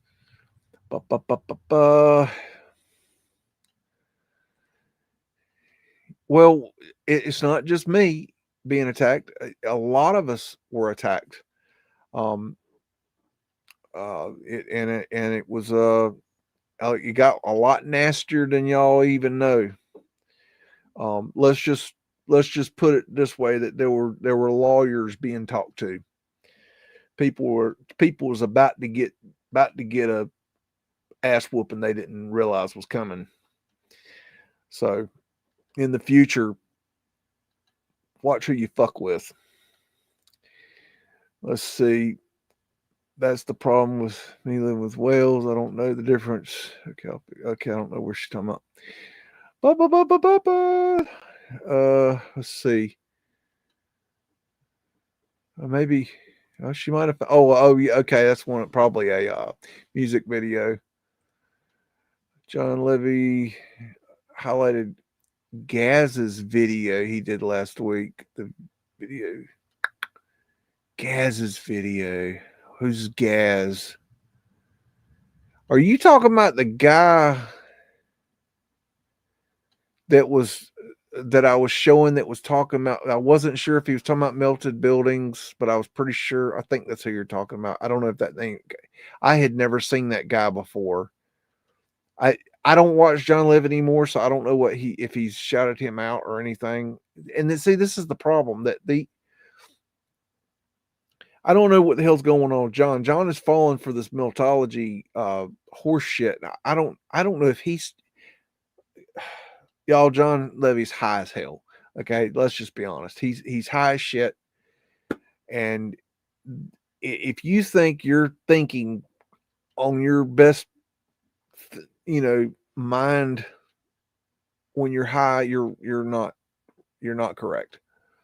I used to think I was pretty smart when I used to smoke weed and do drugs. I used to think I could sit down and have an intellectual conversation. And then when I quit doing drugs, I realized, nope, I didn't have a clue what the fuck I was talking about. But you don't realize that till your mind clears up. And that doesn't happen overnight. Jen used to research some good stuff. I have heard this many times, is that her old research was good. Unfortunately, you can't watch that research anymore because she has gotten her channel taken down several times. One thing is that a lot of people may not realize this, but one of the big reasons that I started screwing with her and continue to screw with her is because she has blamed me not once but twice for her channel getting taken down, later to admit that it wasn't my fault, but not saying it wasn't my fault. She's blamed me, but not apologized for it twice. And she blamed me with no evidence that I had done anything, no proof, just speculating, just because I was pointing out her bullshit on YouTube. She blamed her bullshit getting her channel taken down because she was using other people's copyrighted material, and they, called her out on it. And she blamed it on me just because she was pissed at me. And, fuck her. Fuck the fuck out of her. I ain't never in my life fucking done that to nobody, because I have never copy striked anybody. I've never told anybody to copy strike anybody. My subscribers, my viewers, people that are following me would never fucking do that. Like, they would never go after somebody because, I'm showing that they're a fraud. They would never, y'all would never do that. So to blame such a thing as getting someone's channel taken down because I mean, that's just fucking wrong, man. She's never apologized for that. She's never admitted that I did no wrong. She has come out and said, "Oh yeah, well, my channel got taken down because of this and because of that," but not admitted that I didn't do it. So she threw me under the bus twice publicly, and I have the receipts, motherfuckers. I have the receipts, and I know I have the receipts because I watched them last night to double check to confirm that I had the receipts. I got the fucking receipts, bitch.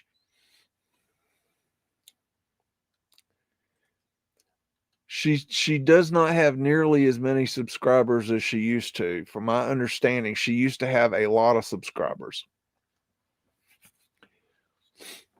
I want to see real research being done in Meltology. I want to see all the lies to stop. And until then, I'm going to keep on them until they do. Because they're lying to everybody. And it wouldn't be a big deal if they weren't coming directly at our community and saying that the Mudflood didn't happen, and that and then having people that are in our community, the creators in our community, fall for their tricks. Like John Levy has fallen for it. Some other big names, and I'm not gonna name them. I think you all know the ones that are pushing Meltology. And I'm up here on this wall defending this wall, and one of these days I'm gonna be found right on this, and nobody's ever gonna remember that I stood on this wall, and that's okay. But at least somebody stood on the wall and defended it until other people stood up and had the balls. Hadn't seen Jen's videos years. I think she blocked all BEAGS true followers. I don't know. I have no idea.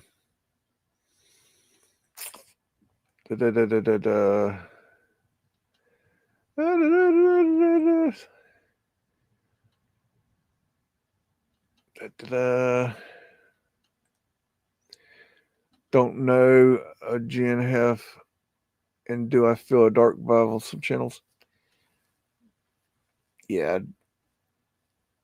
They used to come style ceramic, and they would fit together, which would bend easy. Not sure what you're talking about there. Yep. Paul does really cool stuff with his investigative boots on the ground stuff. Really cool. I wish I could do boots on the ground, but I mean, there's nothing where I am. I mean, it's like, what am I going to film? Blades of grass? Unfortunately, I just don't have that option.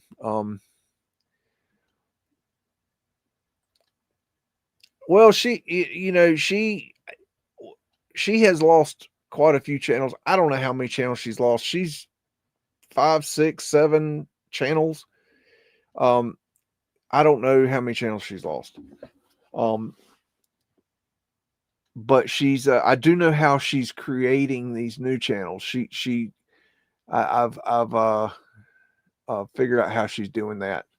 And I don't imagine that I'm not going to tell you how she's doing it, but I don't imagine that YouTube would be very happy about it. She's definitely not following the rules. Let's put it that way. Lead was a retro as well. Lead was retro as well, but the Romans, if they were real, used it. Yeah, that's so weird. Were the Romans real? That's oh man, I don't man. That's a good question. Our history, like the ancient stuff, is so weird. I think a lot of it's made up. I especially wars. I'm a big thinker in the thinking that the wars are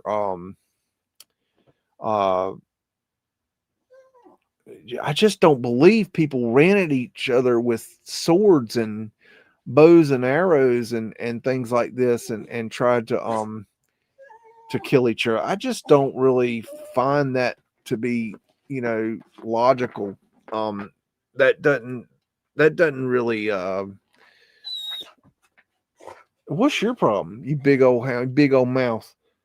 Big old mouth hound. I guess somebody wants to go patrol. Okay, we're gonna take a break here. If y'all want to put some ideas in the chat here to chitter chatter about, we'll just keep the party going a little bit and see what we can get into. I'm gonna go take Fart Knocker here for a patrol, and we'll be back soon.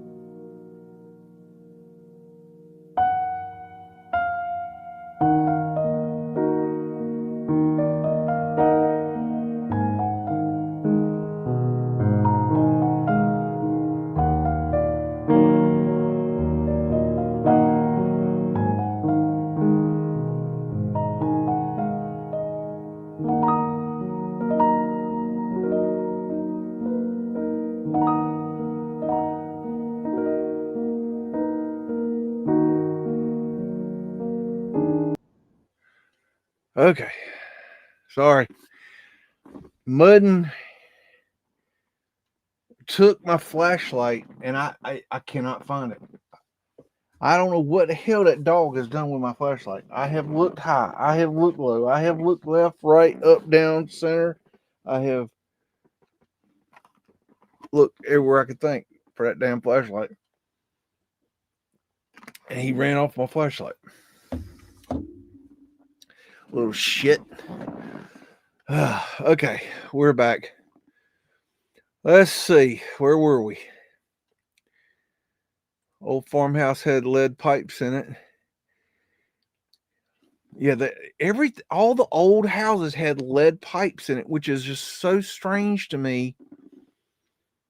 You know, they supposedly they had lead pipes before they had copper pipes, but then the lead pipes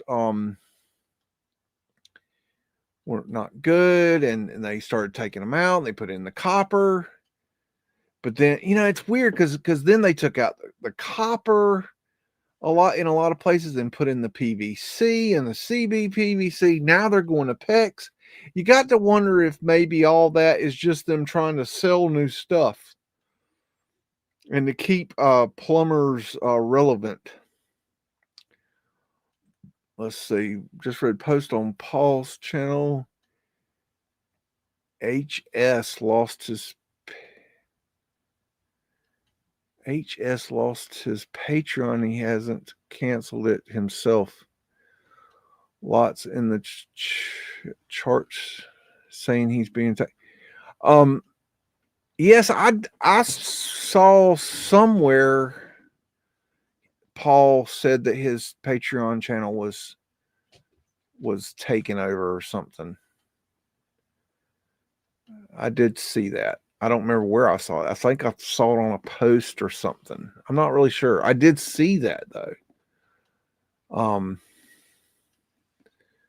Reminds me of back when they you remember when they took over Martin Leakey's channels.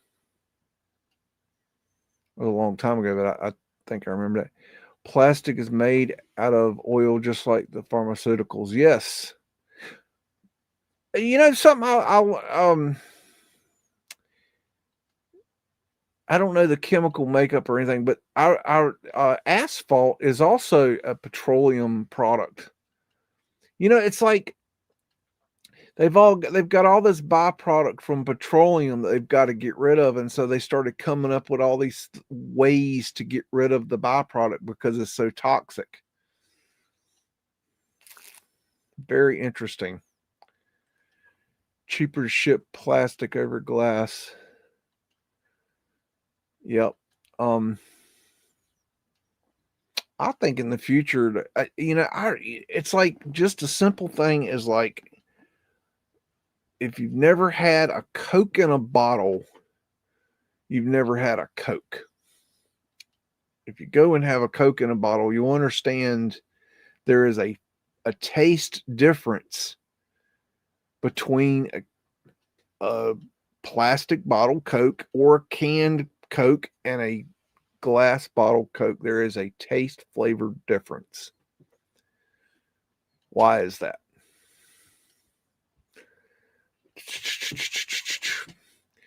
Also had tree roots growing through the lid. Yeah. Yeah. I've had to fix quite a lot of plumbing that had tree roots growing through it. Yeah. That's kind of a common thing.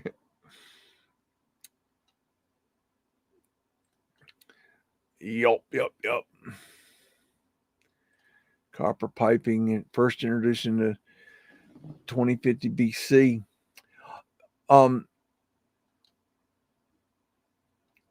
Yeah, I think they probably had large copper piping, like for large water transfer, but I don't think they had.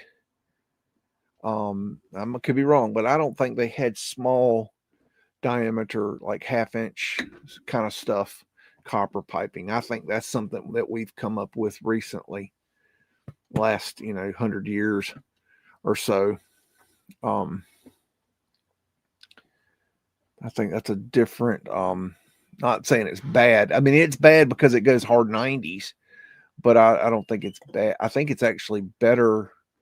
Um, I think we're going to need to look more into that kind of stuff. Um, ba, ba, ba, ba, ba, ba, ba. I can't remember where I've got that. Do you have a specific question about the what the bleep video that I showed that I can maybe answer from the top of my head?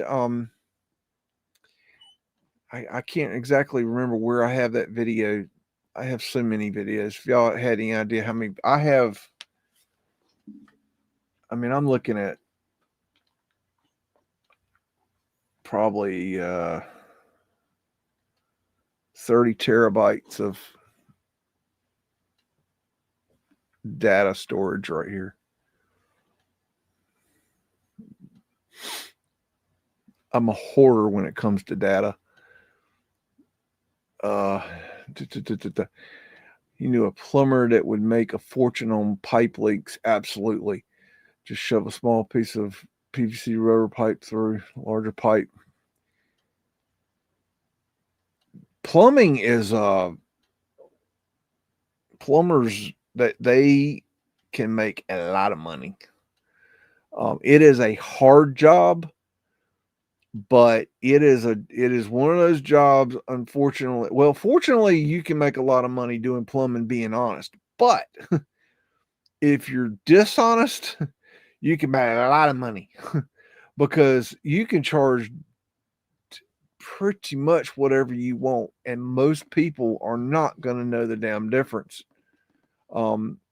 They are very it is kind of esoteric art when it gets into the higher end, like the real plumbers.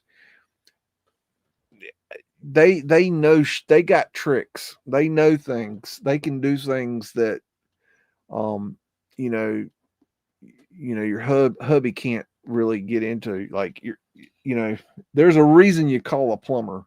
Sometimes you can fix it, but there's also times where you call the plumber.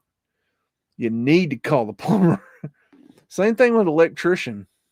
It's one thing to replace out an outlet or a light switch or maybe a fixture, but when there's a point in electricity where you best call the electrician because it can get real froggy real quick.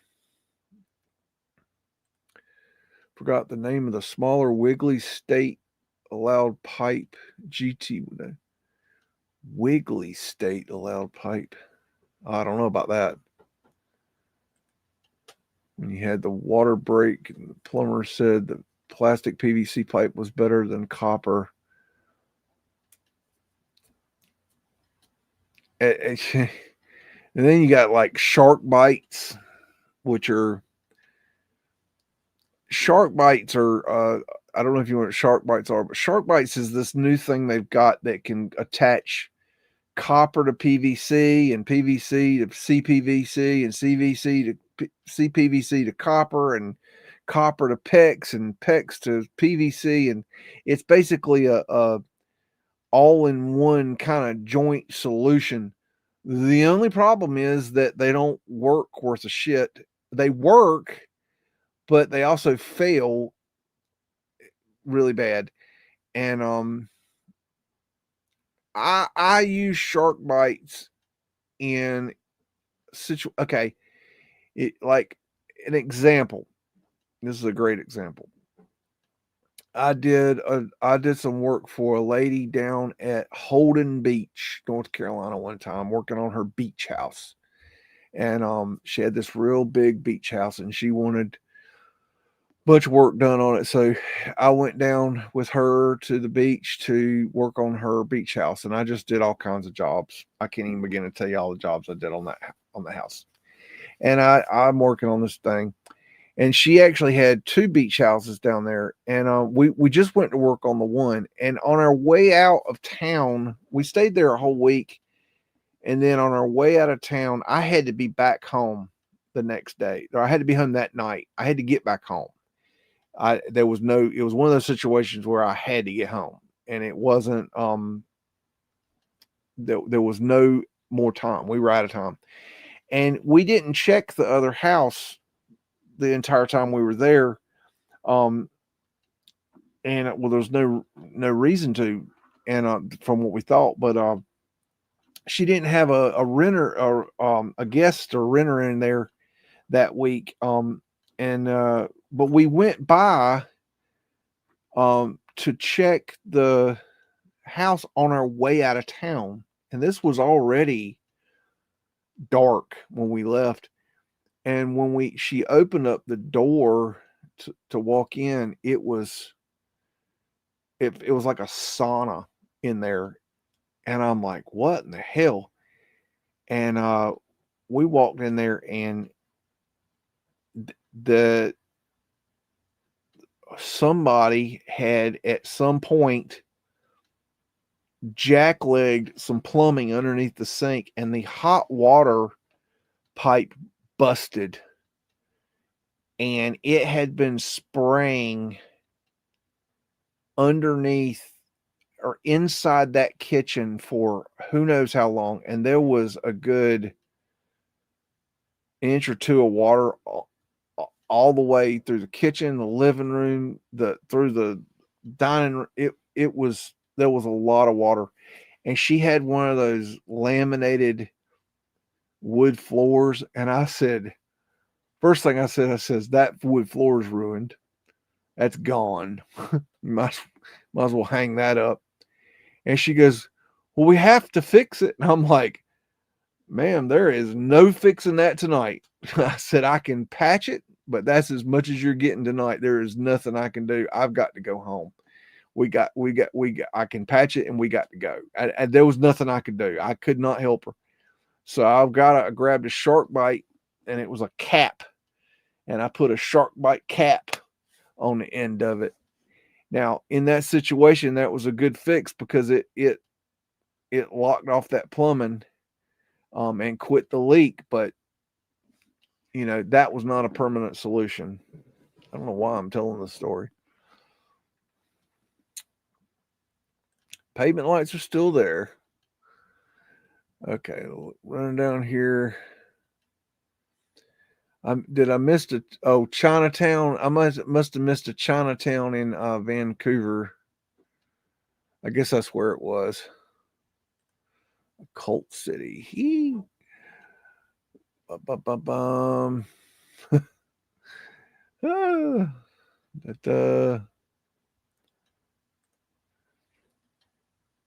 BRW guys driving alongside the Hudson is amazing. Y'all would love it.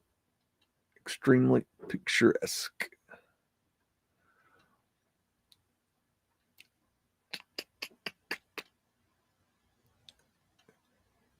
Reading down your little questions here. Welch. What is this? This place could be in Europe. Looks so similar. France or Italy, Netherlands, etc. Talking about Vancouver.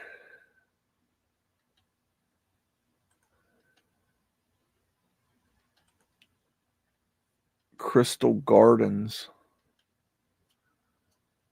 I wonder what that is. I hadn't heard of that. Binge on your wild army guy. He's extremely humble and eager to share and watch. Wild army guy. Who are we talking about there? Gaz. Who is Gaz? Who is this Gaz person? I don't know who this Gaz person is. Is this the guy that I was talking about recently that somebody, I forgot, GT, I think you recommended somebody. Is that, I don't know who that guy, I don't know if that's him. I don't know what Gaz, is that a guy's name? Is that his channel? I don't know what that is. Victoria Armory is an amazing building. They usually are. Those, the armories. God, some of those armories are insane. Do they? That's a good question. Do over in Europe, those of y'all that are in Europe, do y'all have armories over there? Is that a thing over there? Here go Gaz. Everybody's talking about Gaz. I don't know who Gaz is. Anybody know who Gaz is? Y'all seem to know who Gaz is, but y'all don't know. I don't know. I don't know who Gaz is. There's Dane Calloway's channel. Da, da, da, da, da. Yep, Main Streets. That's definitely, if you're looking for anything interesting, always start the Main Street. But, and I was talking about this with Streets of Tartaria the other day, behind the scenes, and I was telling him, I said, when you're in these small towns, always look for the original schoolhouse, because the schoolhouse 9 times out of 10 is not on the main street. It's off back in the neighborhoods. And so that's a one that a lot of times you can easily miss, because it'll be a couple blocks over, a few blocks over, something like that, and you'll miss that big, beautiful building.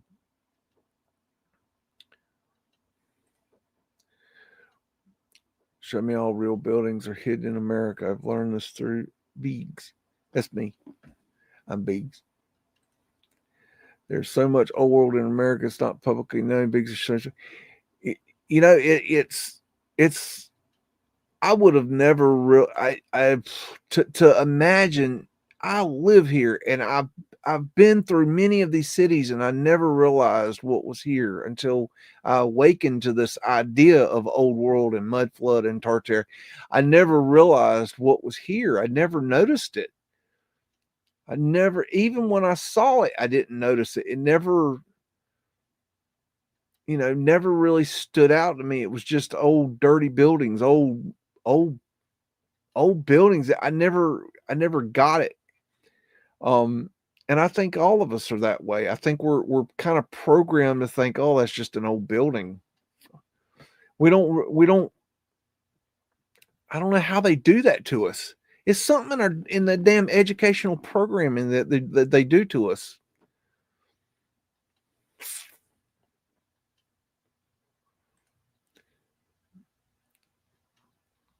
Yep, urban renewal. They I was looking around at Charlotte, North Carolina one time, and I'm thinking, my God, there's nothing here. But it was really weird, because Charlotte is known as the location of the original gold rush in America. And I thought, if it stands to reason that Charlotte would have a lot of old world buildings, but then you go in and look at it, there's none. There's a few, but there's really not many. And so I kind of started wondering, like, well, was there a great fire? No.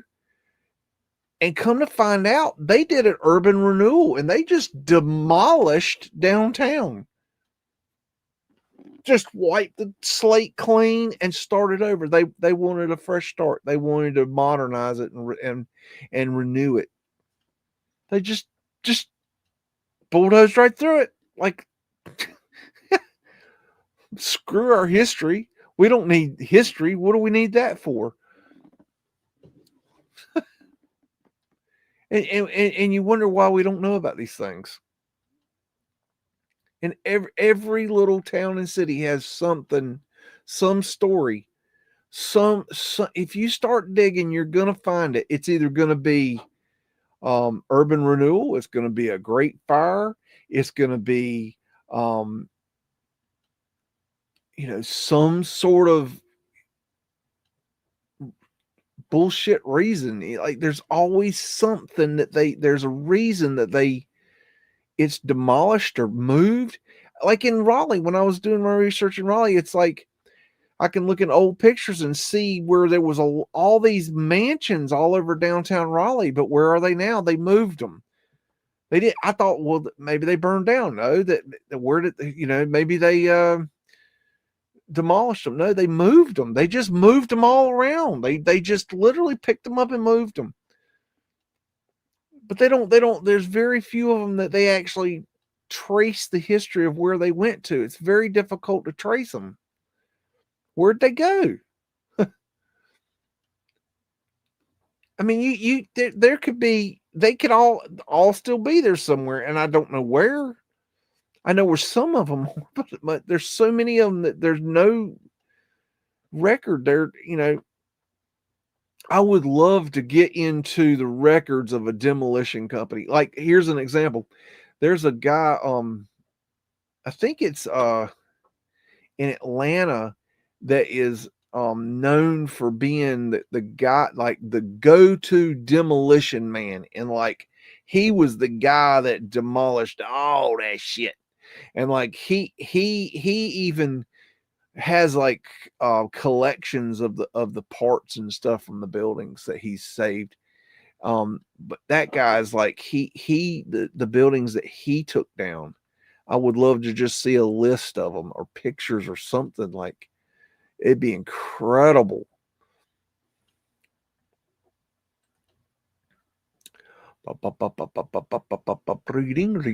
Reading.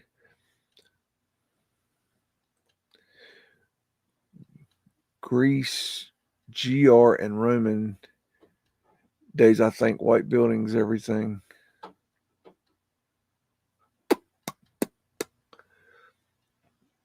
I don't know. It's a lot of these old buildings, when they revitalize them these days, they'll do like a lot of color on them. And I'm wondering, like, why are they doing all that color on there? Is that historic? Do they have a reason for thinking that they were colored like that? And I don't know the answer to that question, because the black and white photos don't make it clear.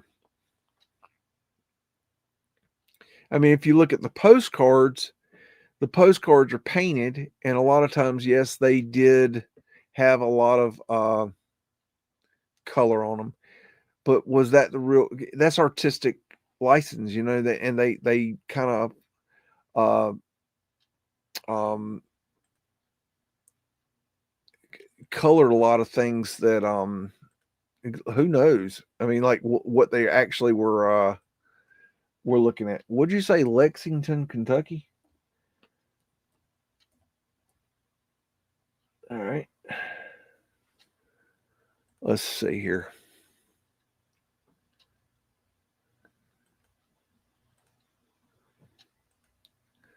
Lexington, Kentucky. Where is, I have been to Lexington. Let me get my bearings here. Cincinnati, been there. I've spent a week in Erlanger, Kentucky. That would have been up near Cincinnati. Erlanger. I forget where, somewhere south, I think. Lexington. I've been to Lexington, but I don't remember anything about Lexington. Is that the horse track? No, I don't think so. Okay. Let's see. Lexington. See what we can find in Lexington. Looks like maybe a college there. Let's see if we can find downtown. This looks downtowny.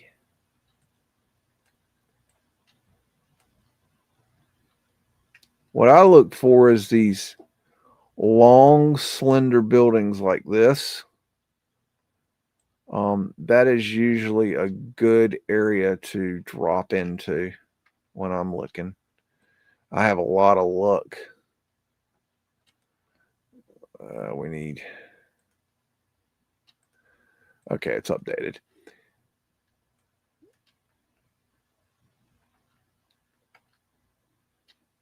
That's an interesting style right there. There's a grate, so there should be a window below there, I would say.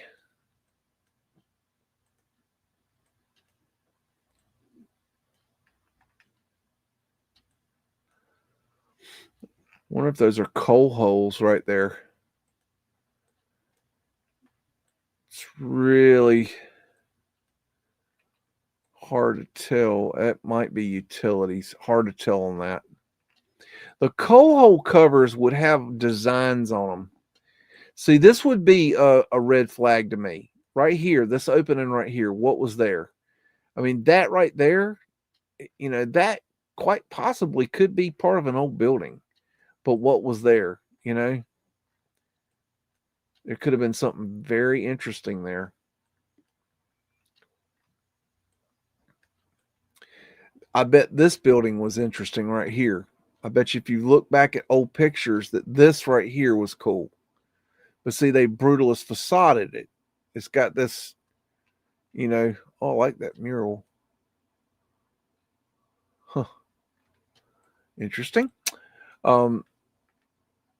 Here's another parking lot. I would look at this parking lot. What was here? I would take a look into that, and you might find something.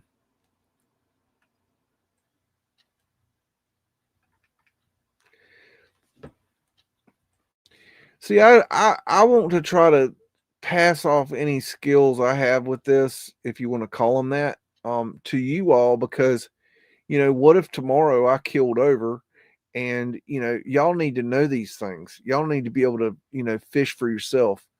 It's the old thing. Teach a mudflooder to fish, and they can feed themselves. I want to pass off any tricks or tips that I can to you all. I don't want to keep it to myself.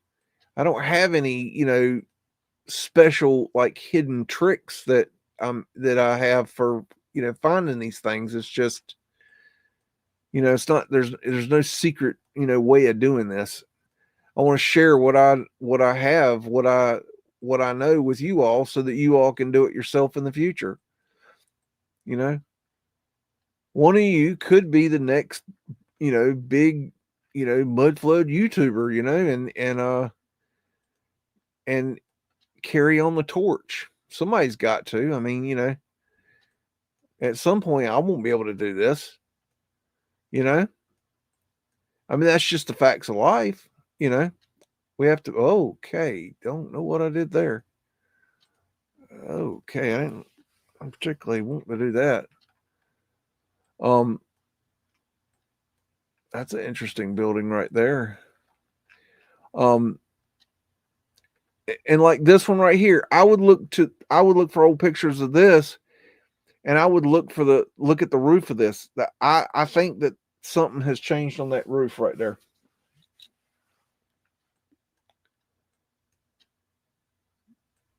It'd be worth looking into.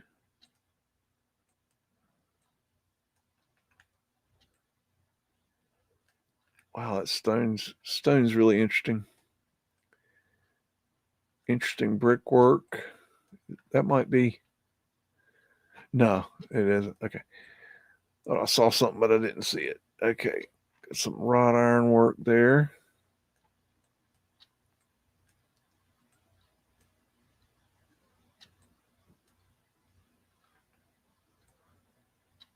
Wow, look at that.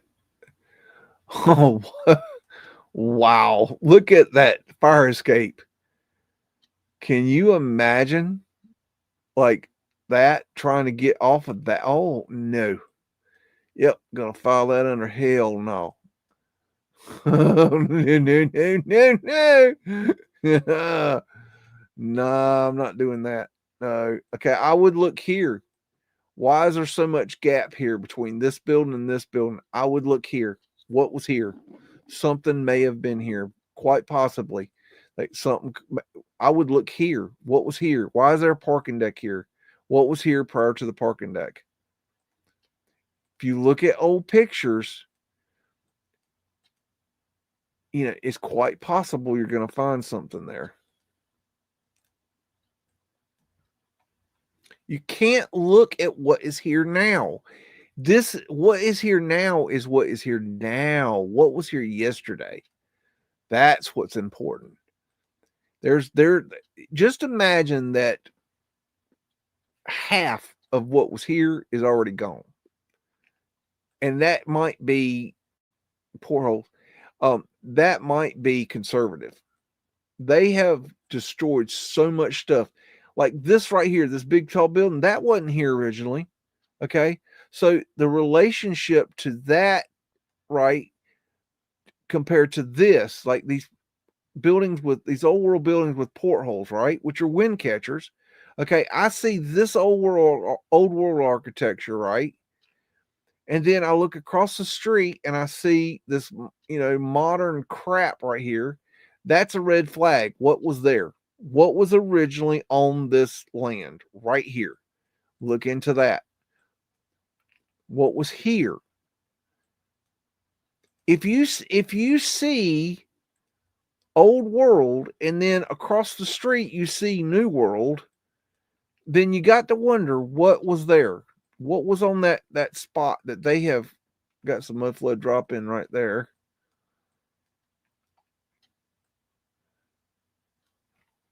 Very nice. What was here? What was on that spot right there? And you got to go back in time. You can't, it, I don't know how far back you got to go, but if you go back, you quite possibly could find something cool. And that, the further out you get, the less chances you're going to have of finding that, amazing, find. But, definitely if you see, we're getting very modern here.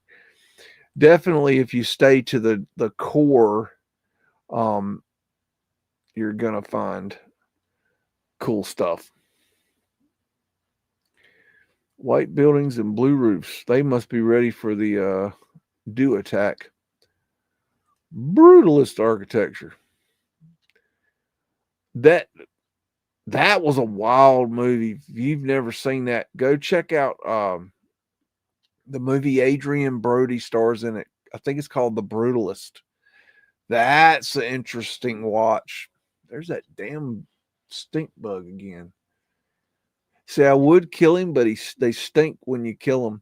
So what I've learned is you sneak up on the bastards and you get them on the fly swap and you let them get on the fly swap and then you carefully walk with them outside and get them outside. They're kind of stupid. They're really stupid bugs. They just kind of fly around and bump into shit. It's just something we got out here in the country. We call them stink bugs, but you don't want to stomp on them because they stink. They got this just weird stink smell to them. Bum bum bum bum bum bum.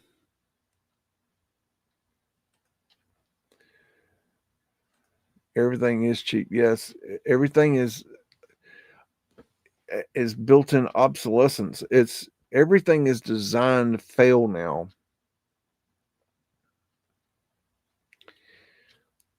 It's like CD players and DVD players. They have this mechanism in them that is designed to go to move the laser across the you got a disc, and then the laser it's to move across the disc as it reads the disc, and each time it makes that track run and then returns back to the track beginning.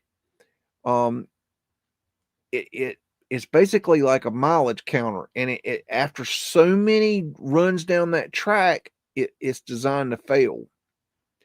And that's why you'll be trucking along with your DVD player, your CD player, and all of a sudden it'll just fail on you. And I used to know how to reset that. You can actually reset that, but it's actually most people just end up buying a new one.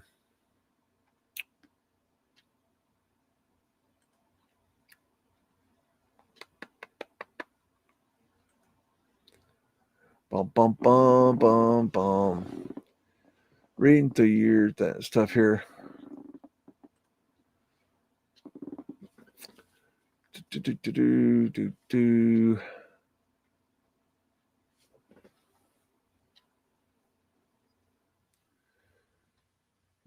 with me.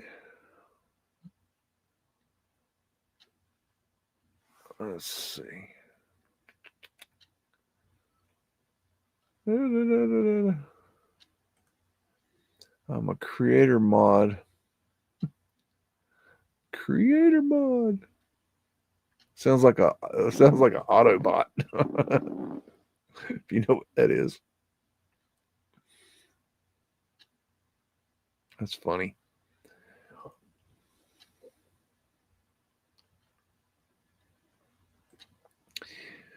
I appreciate that. A lot of people are laughing at Terrence Howard because first off, he doesn't have credibility in the scientific world, in the mathematical world, and they don't respect him. And he's coming out with ideas, and they're above and beyond their ideas, and they just can't see that they're like, how could he know these things? How could he possibly have anything to add? Who is he? We are credentialed. We are PhD'd. And they don't realize that they're actually indoctrinated dumb fucks that have only been, taught what to know, not how to, critically think. And, see, I have a background in studying the flower of life long before I heard about Terrence Howard. So when Terrence Howard first came out and he said, I'm quitting Hollywood and I'm basing my research on the flower of life, I was like, excuse me, let's talk. Let me hear what you got to say.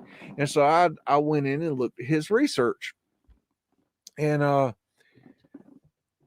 it became very clear to me very fast that his 1 times 1 hypothesis is clearly a metaphor, which he is admitted is clearly a metaphor to get you thinking outside the box. It's a way of making you go, wait, what? And what is this guy talking about? And like getting your attention. And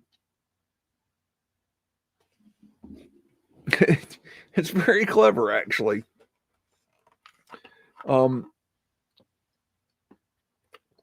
P.T. Barnum said it the best. There's no such thing as bad press.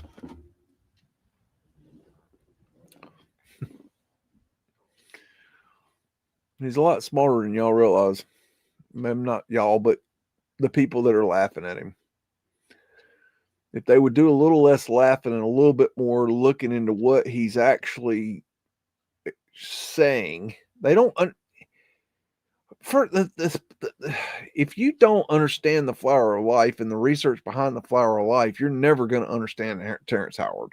That's the first thing. You got to start there.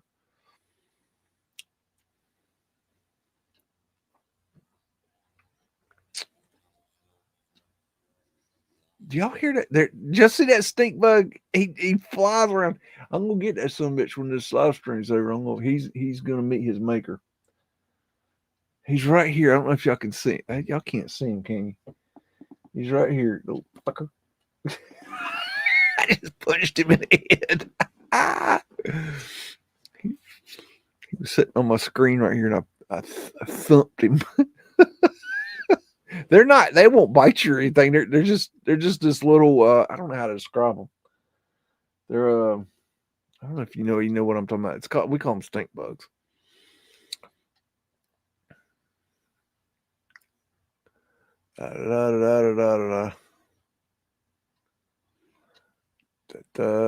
Let's see. Paul was the one who introduced guys. Who is guys?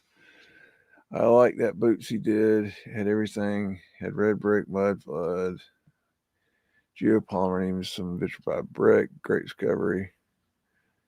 Just watch it on mute.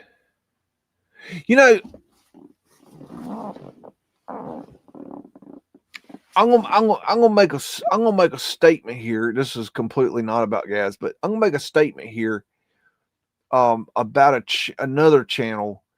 Um, and he's probably gonna twist this the wrong way, which I really wish he wouldn't. But and this is a compliment, okay? There is a Meltology channel um called Shawnee B. I think that's his channel. And he's dumber than a box of bricks, don't get me wrong, but he gets out there, boots on the ground, and finds some really amazing old world structure and remains. Now, he calls everything under the sun a melted building and a melted brick and everything, which is bullshit. But his boots on the ground, what he's showing, if he knew what he was looking at, he would be so interesting. I literally would, if in a perfect world, I would literally take his videos and put them to music and just let you watch his uh wanderings and finds, because it would be, I think, very beautiful to watch. Because if you shut off, like you said, put it on mute. If you mute out the fucking bullshit, and if you know what you're talking about, and you know what you're looking at, and you know it's not a bunch of melted buildings and melted bricks, it's actually quite beautiful. So in a roundabout kick in the nuts sort of way, shout out to Shawnee B. And I know he'll probably twist that. Oh my God. I'm not saying you're doing good work. Like your research, like of saying it's melted buildings, is horseshit. You know it, or you don't know it. You're an idiot. But your what you're showing is very cool. If you just understood what you were looking at, it would be amazing. Some of these things, these people, I have to say, some of these places that the meltologists go and show, if they would actually be honest about what they were seeing, they would be showing some of the coolest shit out there. For some reason, they have access to some amazing locations. They just don't know. They're lying about what they're seeing, and that is such a shame. It's an insult to good researchers.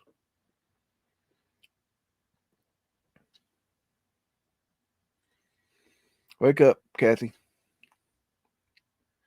Up, up, up, up, up. Sigsar's heading out at Sleepy's. Good night, Mr. Sigsar.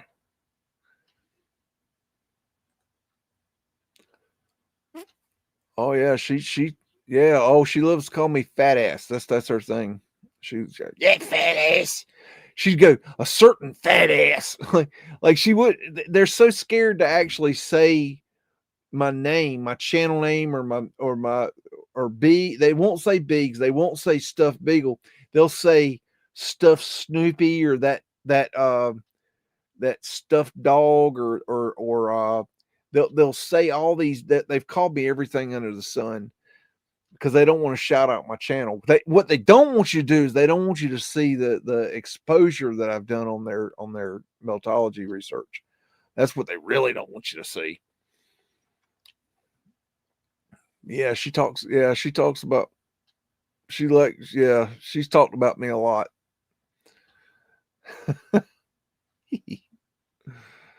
Woo!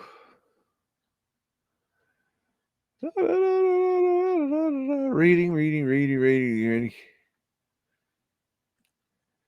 Paul did. They were talking about Gaz again. I still don't know who Gaz is.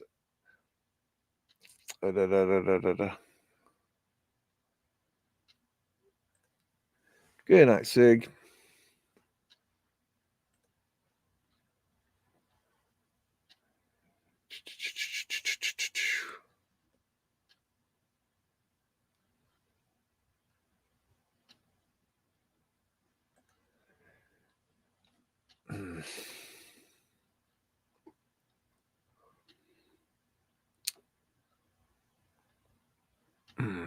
I don't know. I do know that there are people that do that. But I don't know how you prove that. And I'm not going to speculate that she does that. I don't know. I do know that it is weird that she has like 1,000 something subscribers and her view count on her live streams is considerably higher than mine. So either I suck really bad or I'm missing something. But I don't know. I'm so shadow banned by YouTube that I'm like, it's like I don't even know how I'm still on YouTube because they've just completely they don't like something I've done. I don't play by their rules, I guess, and they just don't like that. And I'm just not gonna play by the rules. Sorry.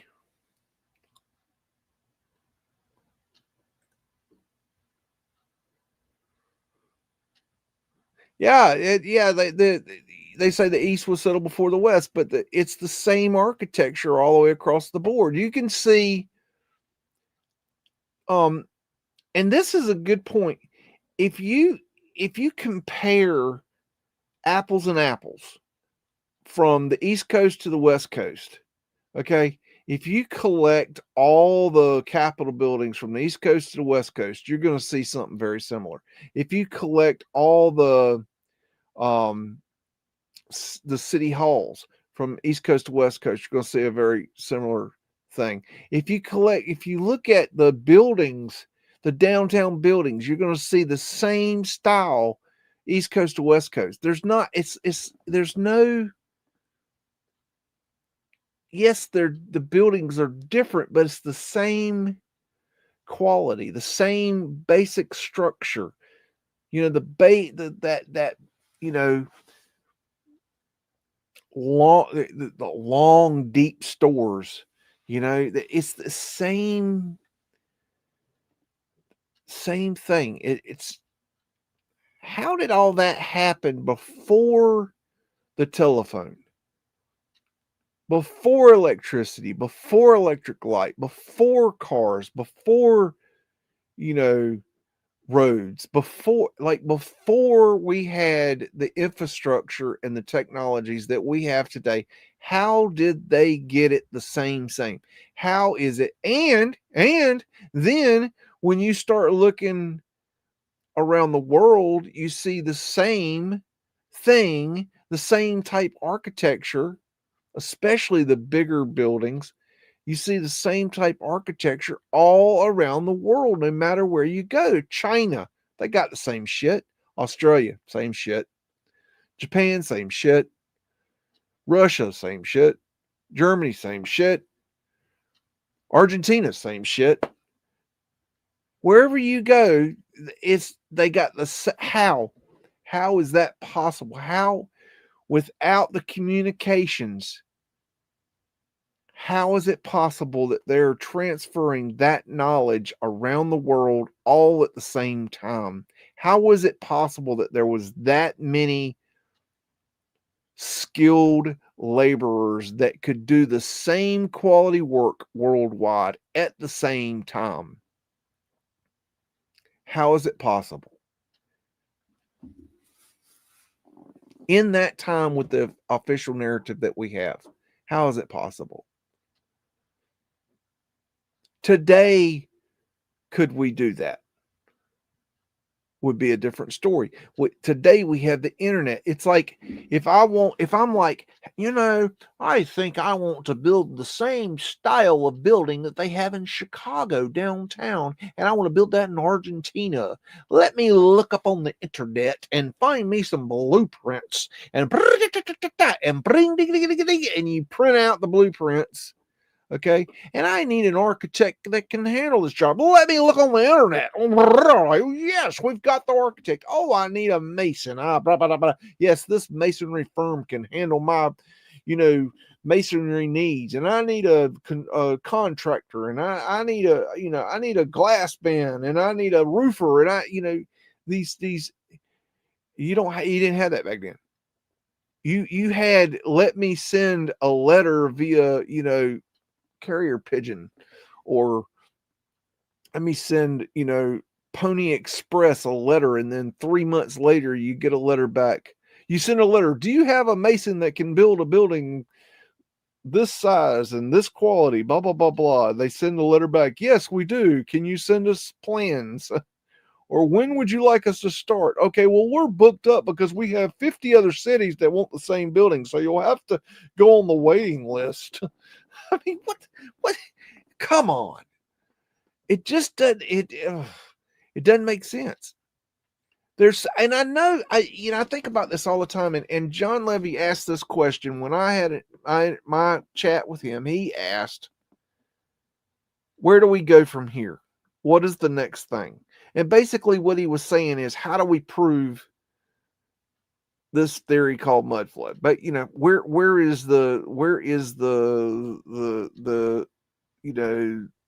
are we going to find the proof of what happened? I don't have that answer. I believe that we have, without a doubt, proved that something is not right in paradise.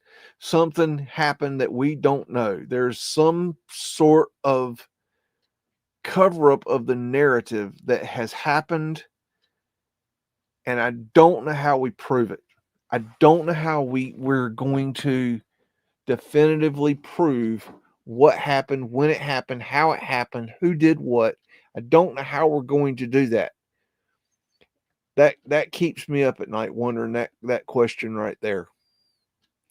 It's frustrating because if I had that answer, you would have had it years ago. You would have had it as soon as I had it. And you know what? Everybody's in the same boat that I am.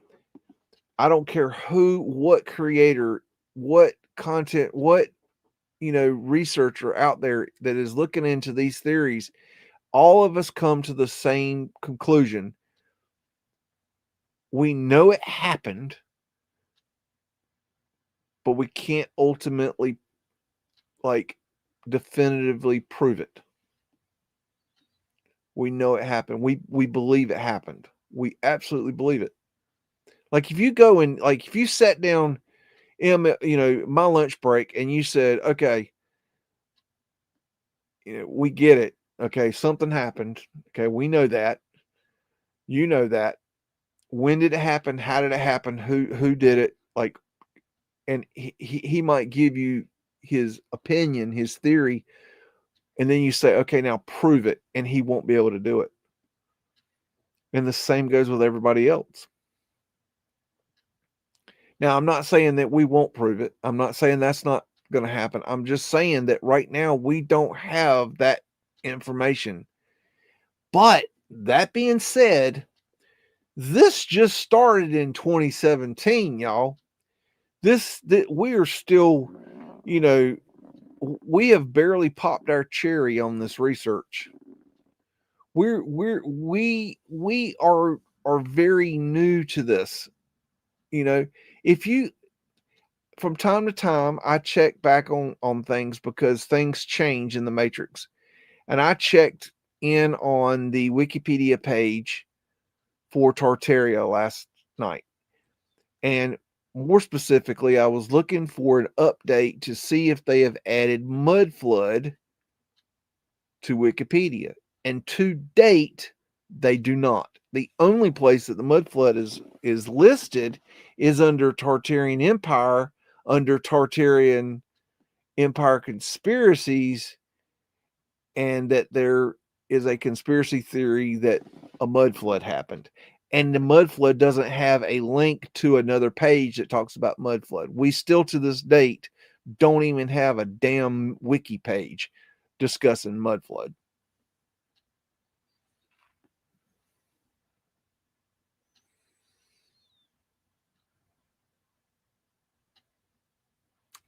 How do we rectify that?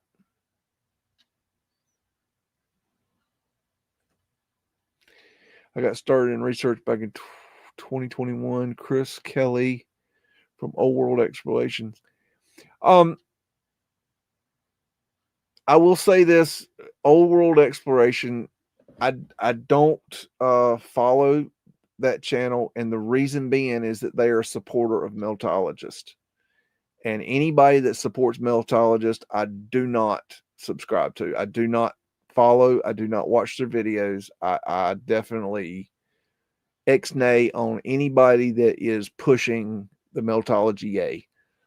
I cancel them, because if they can't see through that, then I definitely don't want to get my research from. That's my opinion.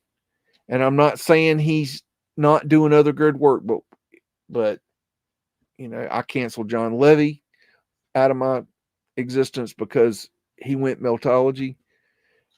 There's others that I've canceled, and anybody that comes out, you know, for Meltology, and it's not Meltology, but Meltology that's being sold to the public right now, the horse shit of, you know, icebergs or melted buildings and every damn thing under the sun is a melted brick. Anybody that's selling that narrative, all mountains are melted buildings. Anybody that's pushing that narrative, X-nay, get the fuck out my way, eh? I ain't got time for you. I'm sorry, but if you don't have the good sense that God gave you, I do not want to get good. I'm not going to invest my time in you in any way, shape, or form. I'm sure you're a great person, but no, I'm sorry. I got better things to do with my time than that. Philip Druzden is spelling it wrong. Yep. Philip Druzden is OG.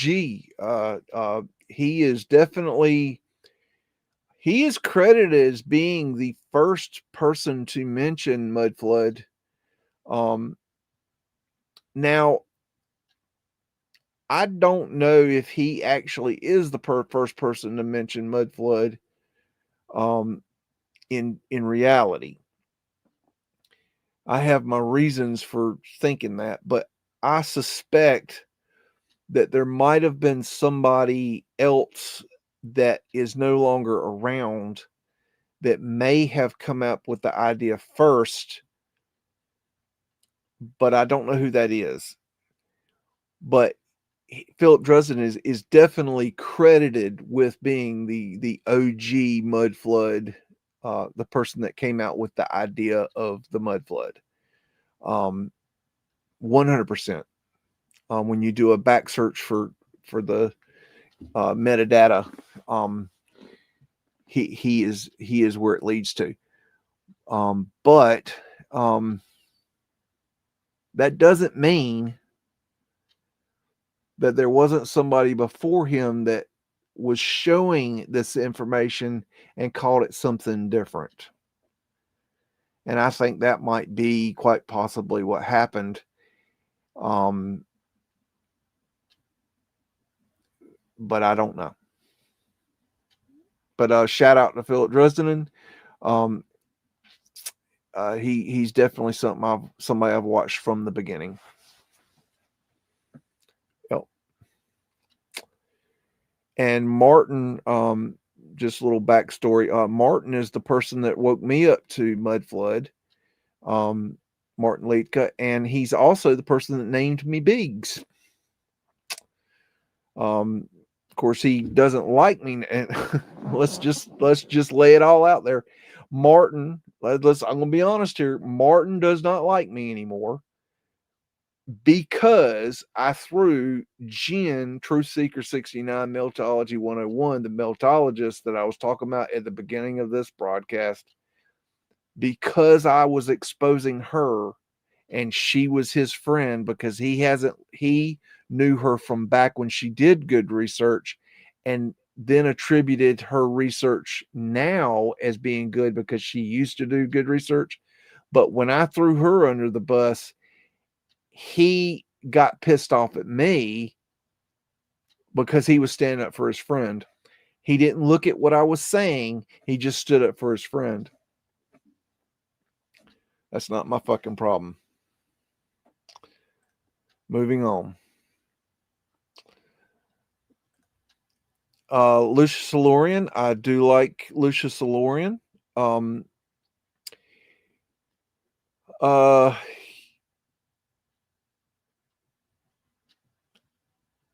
I like to take him with a grain of salt when I watch him.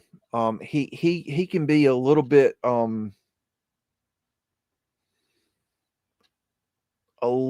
too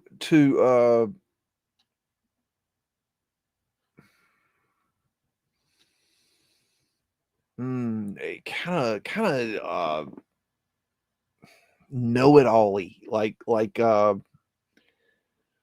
he's I think he's an old professor, and he's got that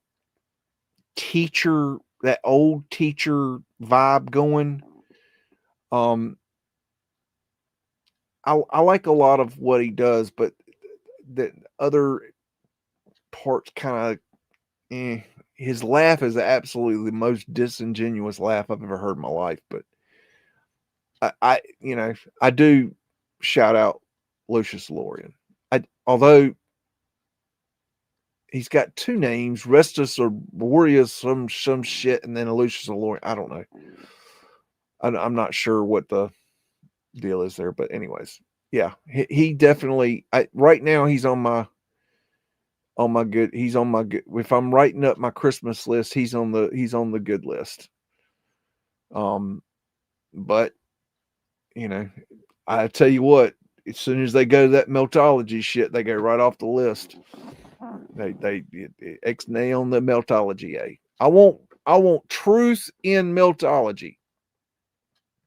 But before we have truth in Meltology, we have to get rid of the old guard that is defending it like a cult. And they are a cult, by the way. I assure you, they are a cult. They might not even know they're a cult. They're so stupid, but they are a cult. I was on this before the internet.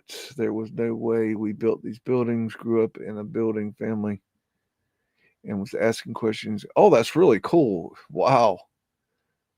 That's cool. Gosh, I looking back through my life, like some of the buildings I've been in and didn't appreciate them.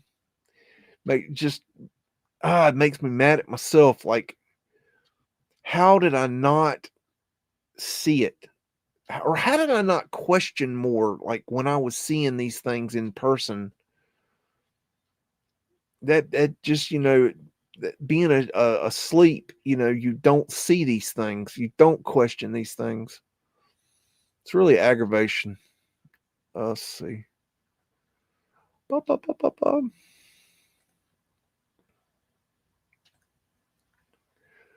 Bum, bum, bum. A lot of these channels, I don't know who you're talking about here, but a lot of these channels like Lucius Lorian and Lunch Break, Mind Unveiled, and I'm sorry, y'all. Y'all may or may not disagree with me. I watched every single video that Conspiracy R Us puts out. I'll actually watch the videos, but with like Lucius and Lunch Break and guys like that, I actually will put them on and listen to them as I'm working on other things. But Conspiracy R Us, he does short videos, so it doesn't take a long time to watch them. But I just love his way of. I like the way he digs the mud. Quality. If I had to make a list of people that I would love to get in a room with or get on a chat with, live or not live, Conspiracy R Us would be at the top of the list, up there with Mind Unveiled.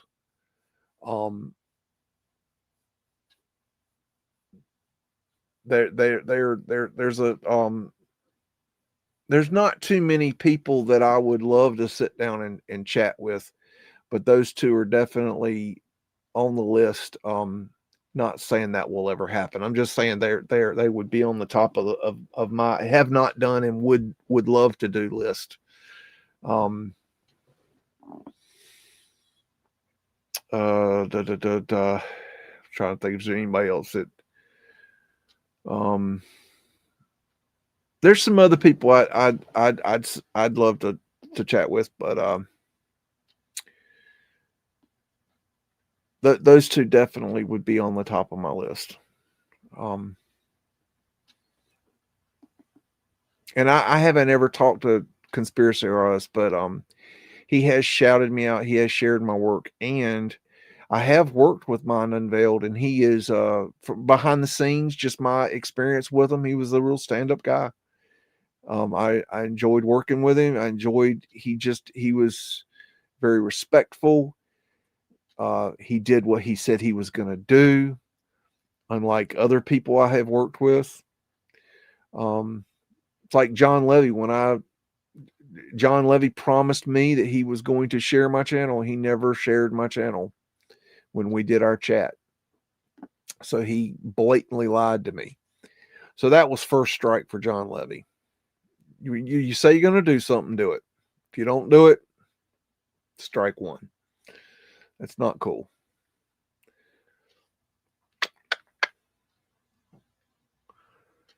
Or give a reason why you're not doing it. I never got a reason. I just got that's all I got. A big fucking so whatever.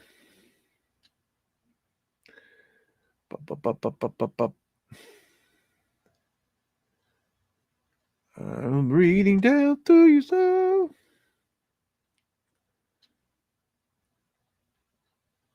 Yeah, I don't know what's going on there. I don't know.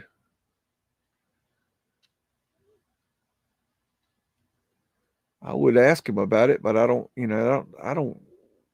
That's not really. I don't really like. That's not really something. That's not. I don't think that's a great question to ask somebody.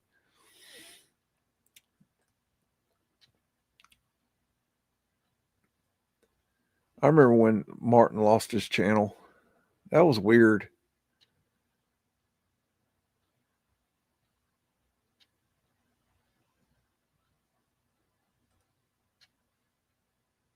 Da da da da da. Reading.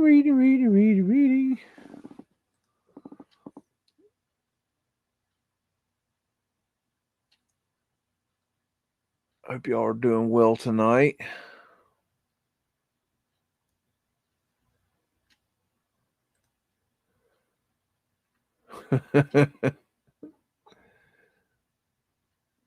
Plumbers and electricians, if you look, y'all, if y'all got youngins and they're getting up there to go into college age, I tell you what, now you really want to do yourself a favor.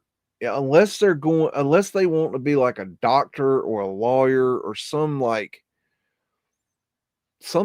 that. I mean, of like a real deal, like scientist, or like if they're going for like some bullshit BS degree or communications or like some bullshit degree,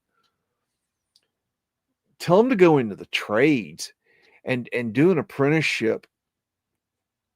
And I'll tell you what, they're going to come out the other side, farting roses. You go into the electrical trade, or you go into a plumbing trade, or some of these other trades. There's some trades out there. It is getting, especially with them kicking all the illegals out of the country. They're gonna be that's gonna be a gold mine come soon, because there are things going on in the trades right now that I ain't even talking about, y'all. There is some nasty. There's a lot of stuff y'all ain't hearing on the news. Let me put it that way. There is some fucking wars going on out there in the trades. I've heard things that would curl your feet that are just they're not talking about what's really going on out there. You think ice coming to raid the sites is bad? No, no, no. There's stuff going on worse than that. Much worse. There is some shady shit going on out there in the trades right now because of this ice thing. There's people running some serious, like, mafia style shit out there, y'all. There's some nasty shit going around. Now that's gonna end at some point, but right now it's the wild west out there in the trades. I feel for people that are in the trade, like, out there in the corporate trade, like out there in the big jobs. Hey, Squealy McGee, ain't got time for it. You want a biscuit? Huh? You want a biscuit? We're over here doing Lazy Stream. Yeah, I know your star show. Oh boy. Okay, let's see. I'll see where we're at here.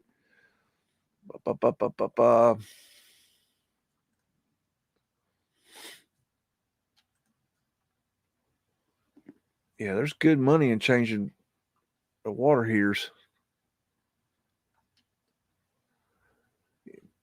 Some of that plumbing can be very complicated. Some of that plumbing that Paul Cook was working on, he was working on high end shit, like real deal. Like, I'm not sure why he quit that job, but he had a hell of a job there. I'll tell you that for sure. I was looking for pipe work and boiler systems on Wild Army vids. I don't know what Wild Army. That must be a channel. I was watching something about a boiler system somewhere the other night that was like, I ain't never in my life seen nothing like that thing. I wish I'd saved that, because that was crazy. I think it was something I was watching as I was, crashing out. And that thing was crazy. That was really cool.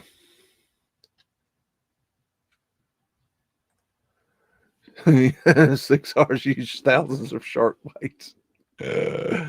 So you've got 1,000 problems now, huh? You have military armories in the UK. Zip it, Skippy.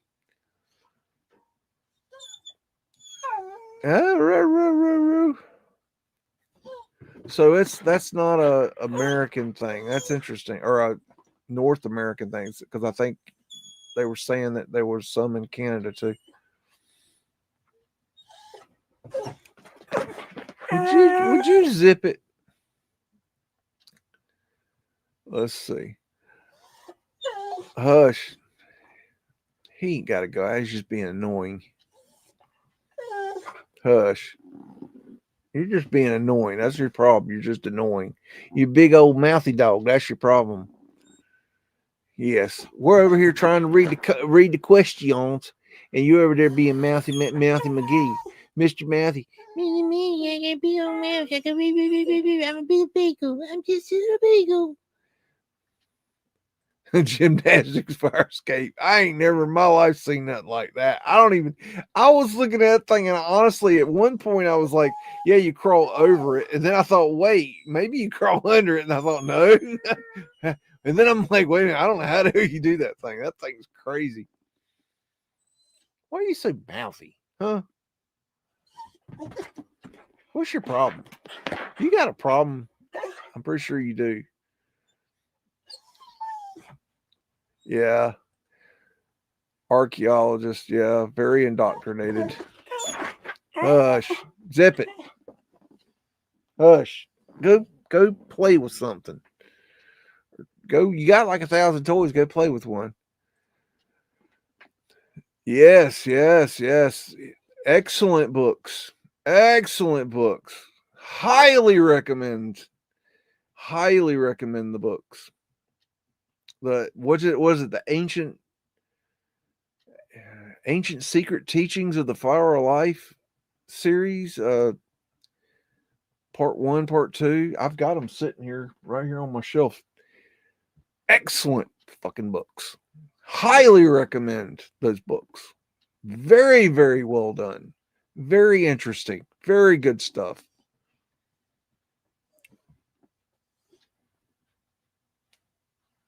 Yes. A resounding yes. Go check that out. Absolutely. Dropped out of university. Cool.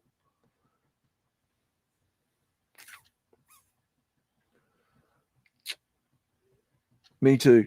I went 1 year of college and I don't know. It's kind of weird. I don't even really know why I dropped out. I knew it just wasn't for me. And I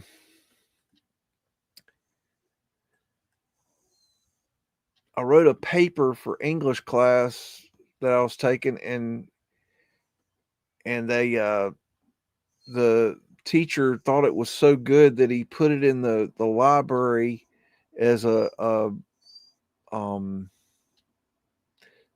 for a reference for other students to use as a quality essay for some. And I'm like, I don't know. It was just I was like, for that, like it was something that I wrote off the cuff, you know, kind of. It was like that is not. I'm thinking that is not something that I could. It was like, I knew it wasn't anything. It wasn't something I could do better, you know. But it was like this guy was like praising it like it was something good, and I'm like, no, that was just me bullshitting. And I don't know. That was a long time ago, but I think, I don't know, something about that, and I quit soon after that. I was just like, this is just not. I don't learn this way. That was a long time ago, and I'm glad I didn't. I'm glad I didn't do that, because the indoctrination of school is so bad. It's horrible. It's ugh.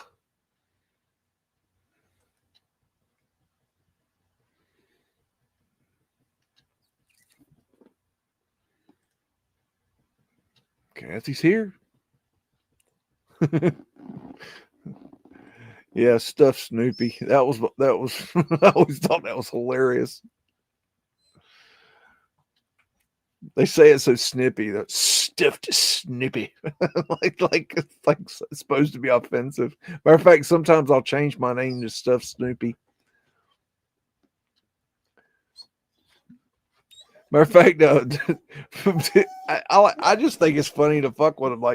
Like Jen's always talking about, this is a jackwagon free zone. So one time I went on a live stream that I knew she would be watching, and I changed my name to General Jackwagon just to fuck with her.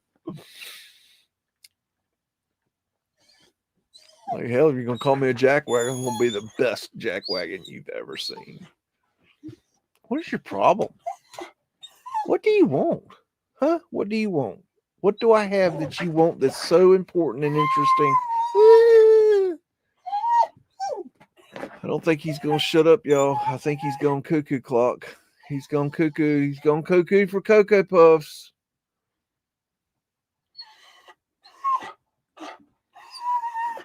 Yes, they know you're crazy. Chris didn't start out doing Meltology. I think you're talking about old world explorations. Hush. I think that one of the few videos that I caught of him, he was doing an interview with a meltologist, and it was like, nope, not gonna happen. And somebody at the time, I forget who it was trying to get me to talk, like have a chat with him, and I think that's why I went and looked into it, and I was like, yep, that ain't gonna work. We're not going to do that. I'm not going to support that. No. Nope. Not going to do it.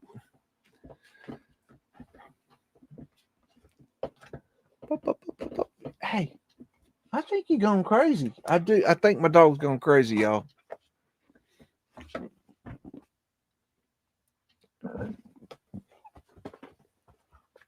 I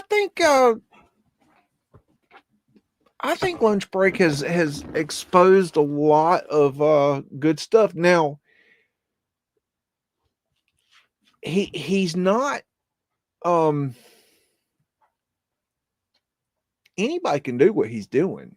All he's doing is looking at individual buildings and putting two together. I mean, it's not rocket science what he's doing. Unfortunately, I don't have the time to do that. I would love to do that. That kind of deeper dive into each building in each city and stuff like that. That would be wonderful, and maybe later I can. But I think he has value. I would not. Here's the problem with a lot of the creators, though, and you're going to find this throughout time, is that they're going to get they're going to run out of ideas. And when they do, they're going to start looking for new ideas. And when they do, it's quite possible they're going to run across this Meltology thing because of so many people going into it, like John Levy. And they're not going to double check. They're just going to, fall into the same damn trap, and they're not going to do their own thinking, and they're going to start presenting it, trying to fill the gap of where they need content. And that's where they're going to lose it. That's going to suck. And, if that happens, then, I will stop watching Lunch Break. I'm not going to spend my time with anybody that's going to push Meltology. And if anybody knows that these people are pushing Meltology, please point me in the direction of a video where they're doing this. I'd like to see that. I'm not going to support. I'm not going to shout people's names that are pushing that narrative, because it's not true. And I'm not going to do that.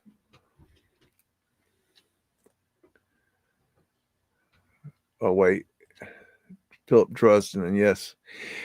Philip doesn't do a lot anymore. He doesn't do a lot of content anymore.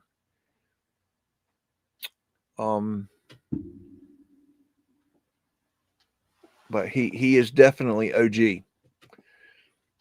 Definitely OG. He is OG, just as OG is Campbell, Autodidactic, and Martin Liedtke, and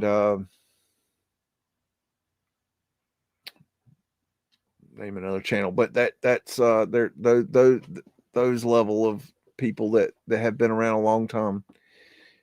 He's definitely OG.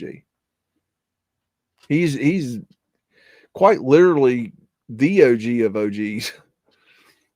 When it comes to Mudflood, I mean, he is literally credited as on Google as the person that first mentioned the word Mudflood in relation to this research into a alternative history. Not the word mudflood. I mean, you could there has been mudfloods throughout history, but the actual alternative history, of mudflood. There's a big difference there.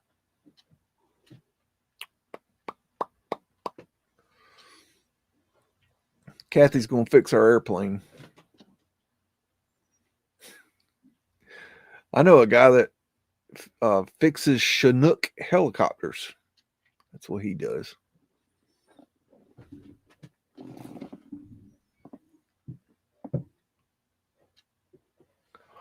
Bum, bum, bum, bum.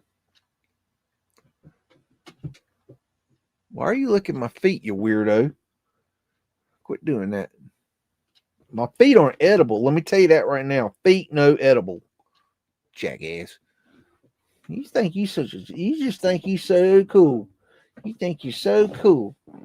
Come on. Come on. I'll crawl McGraw your ass. Mess with me. I'll knock you out. You better quit.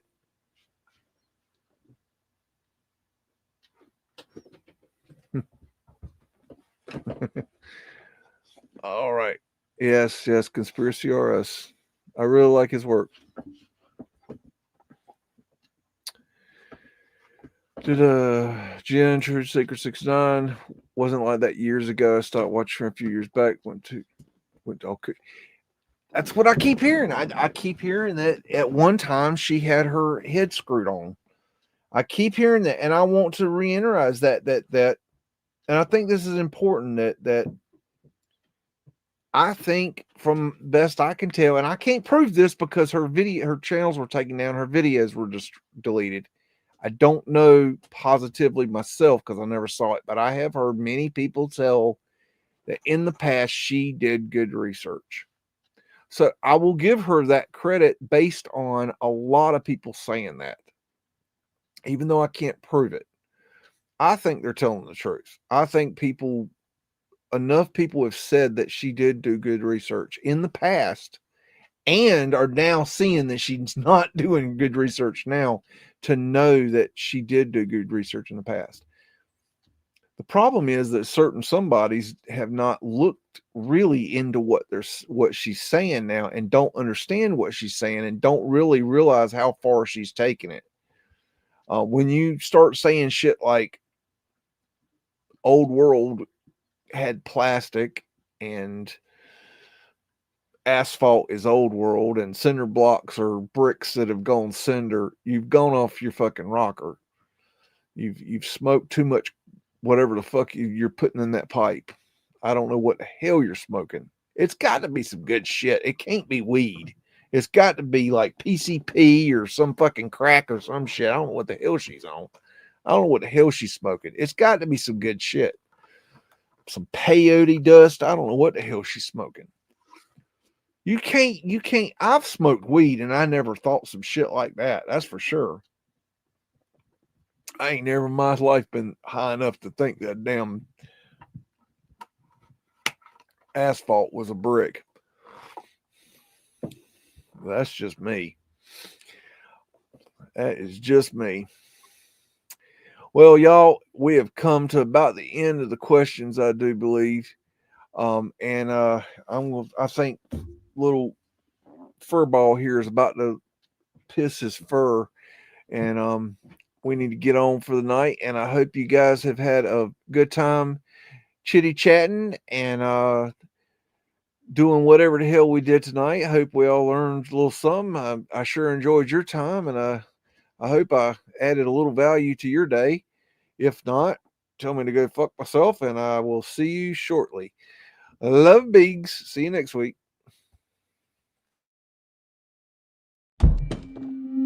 This motherfucker don't miss. No, he's fucking good. That motherfucker don't miss, man. He's good. In the heat of battle, he don't miss. No. In the heat of controversy, he don't miss. No.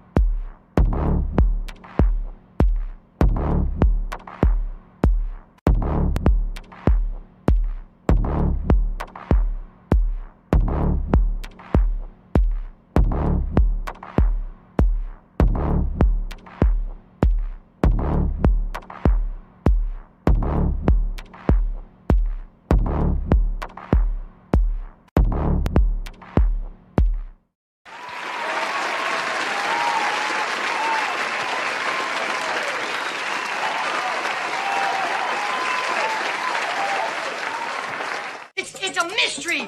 It's a mystery wrapped in a riddle inside an enigma. Don't you get it? Say woof again! Say woof again! I've got one that can see.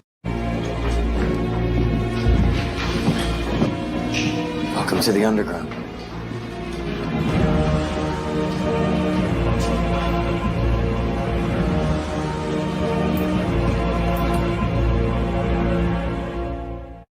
This is my kung fu, and it is strong. See you later.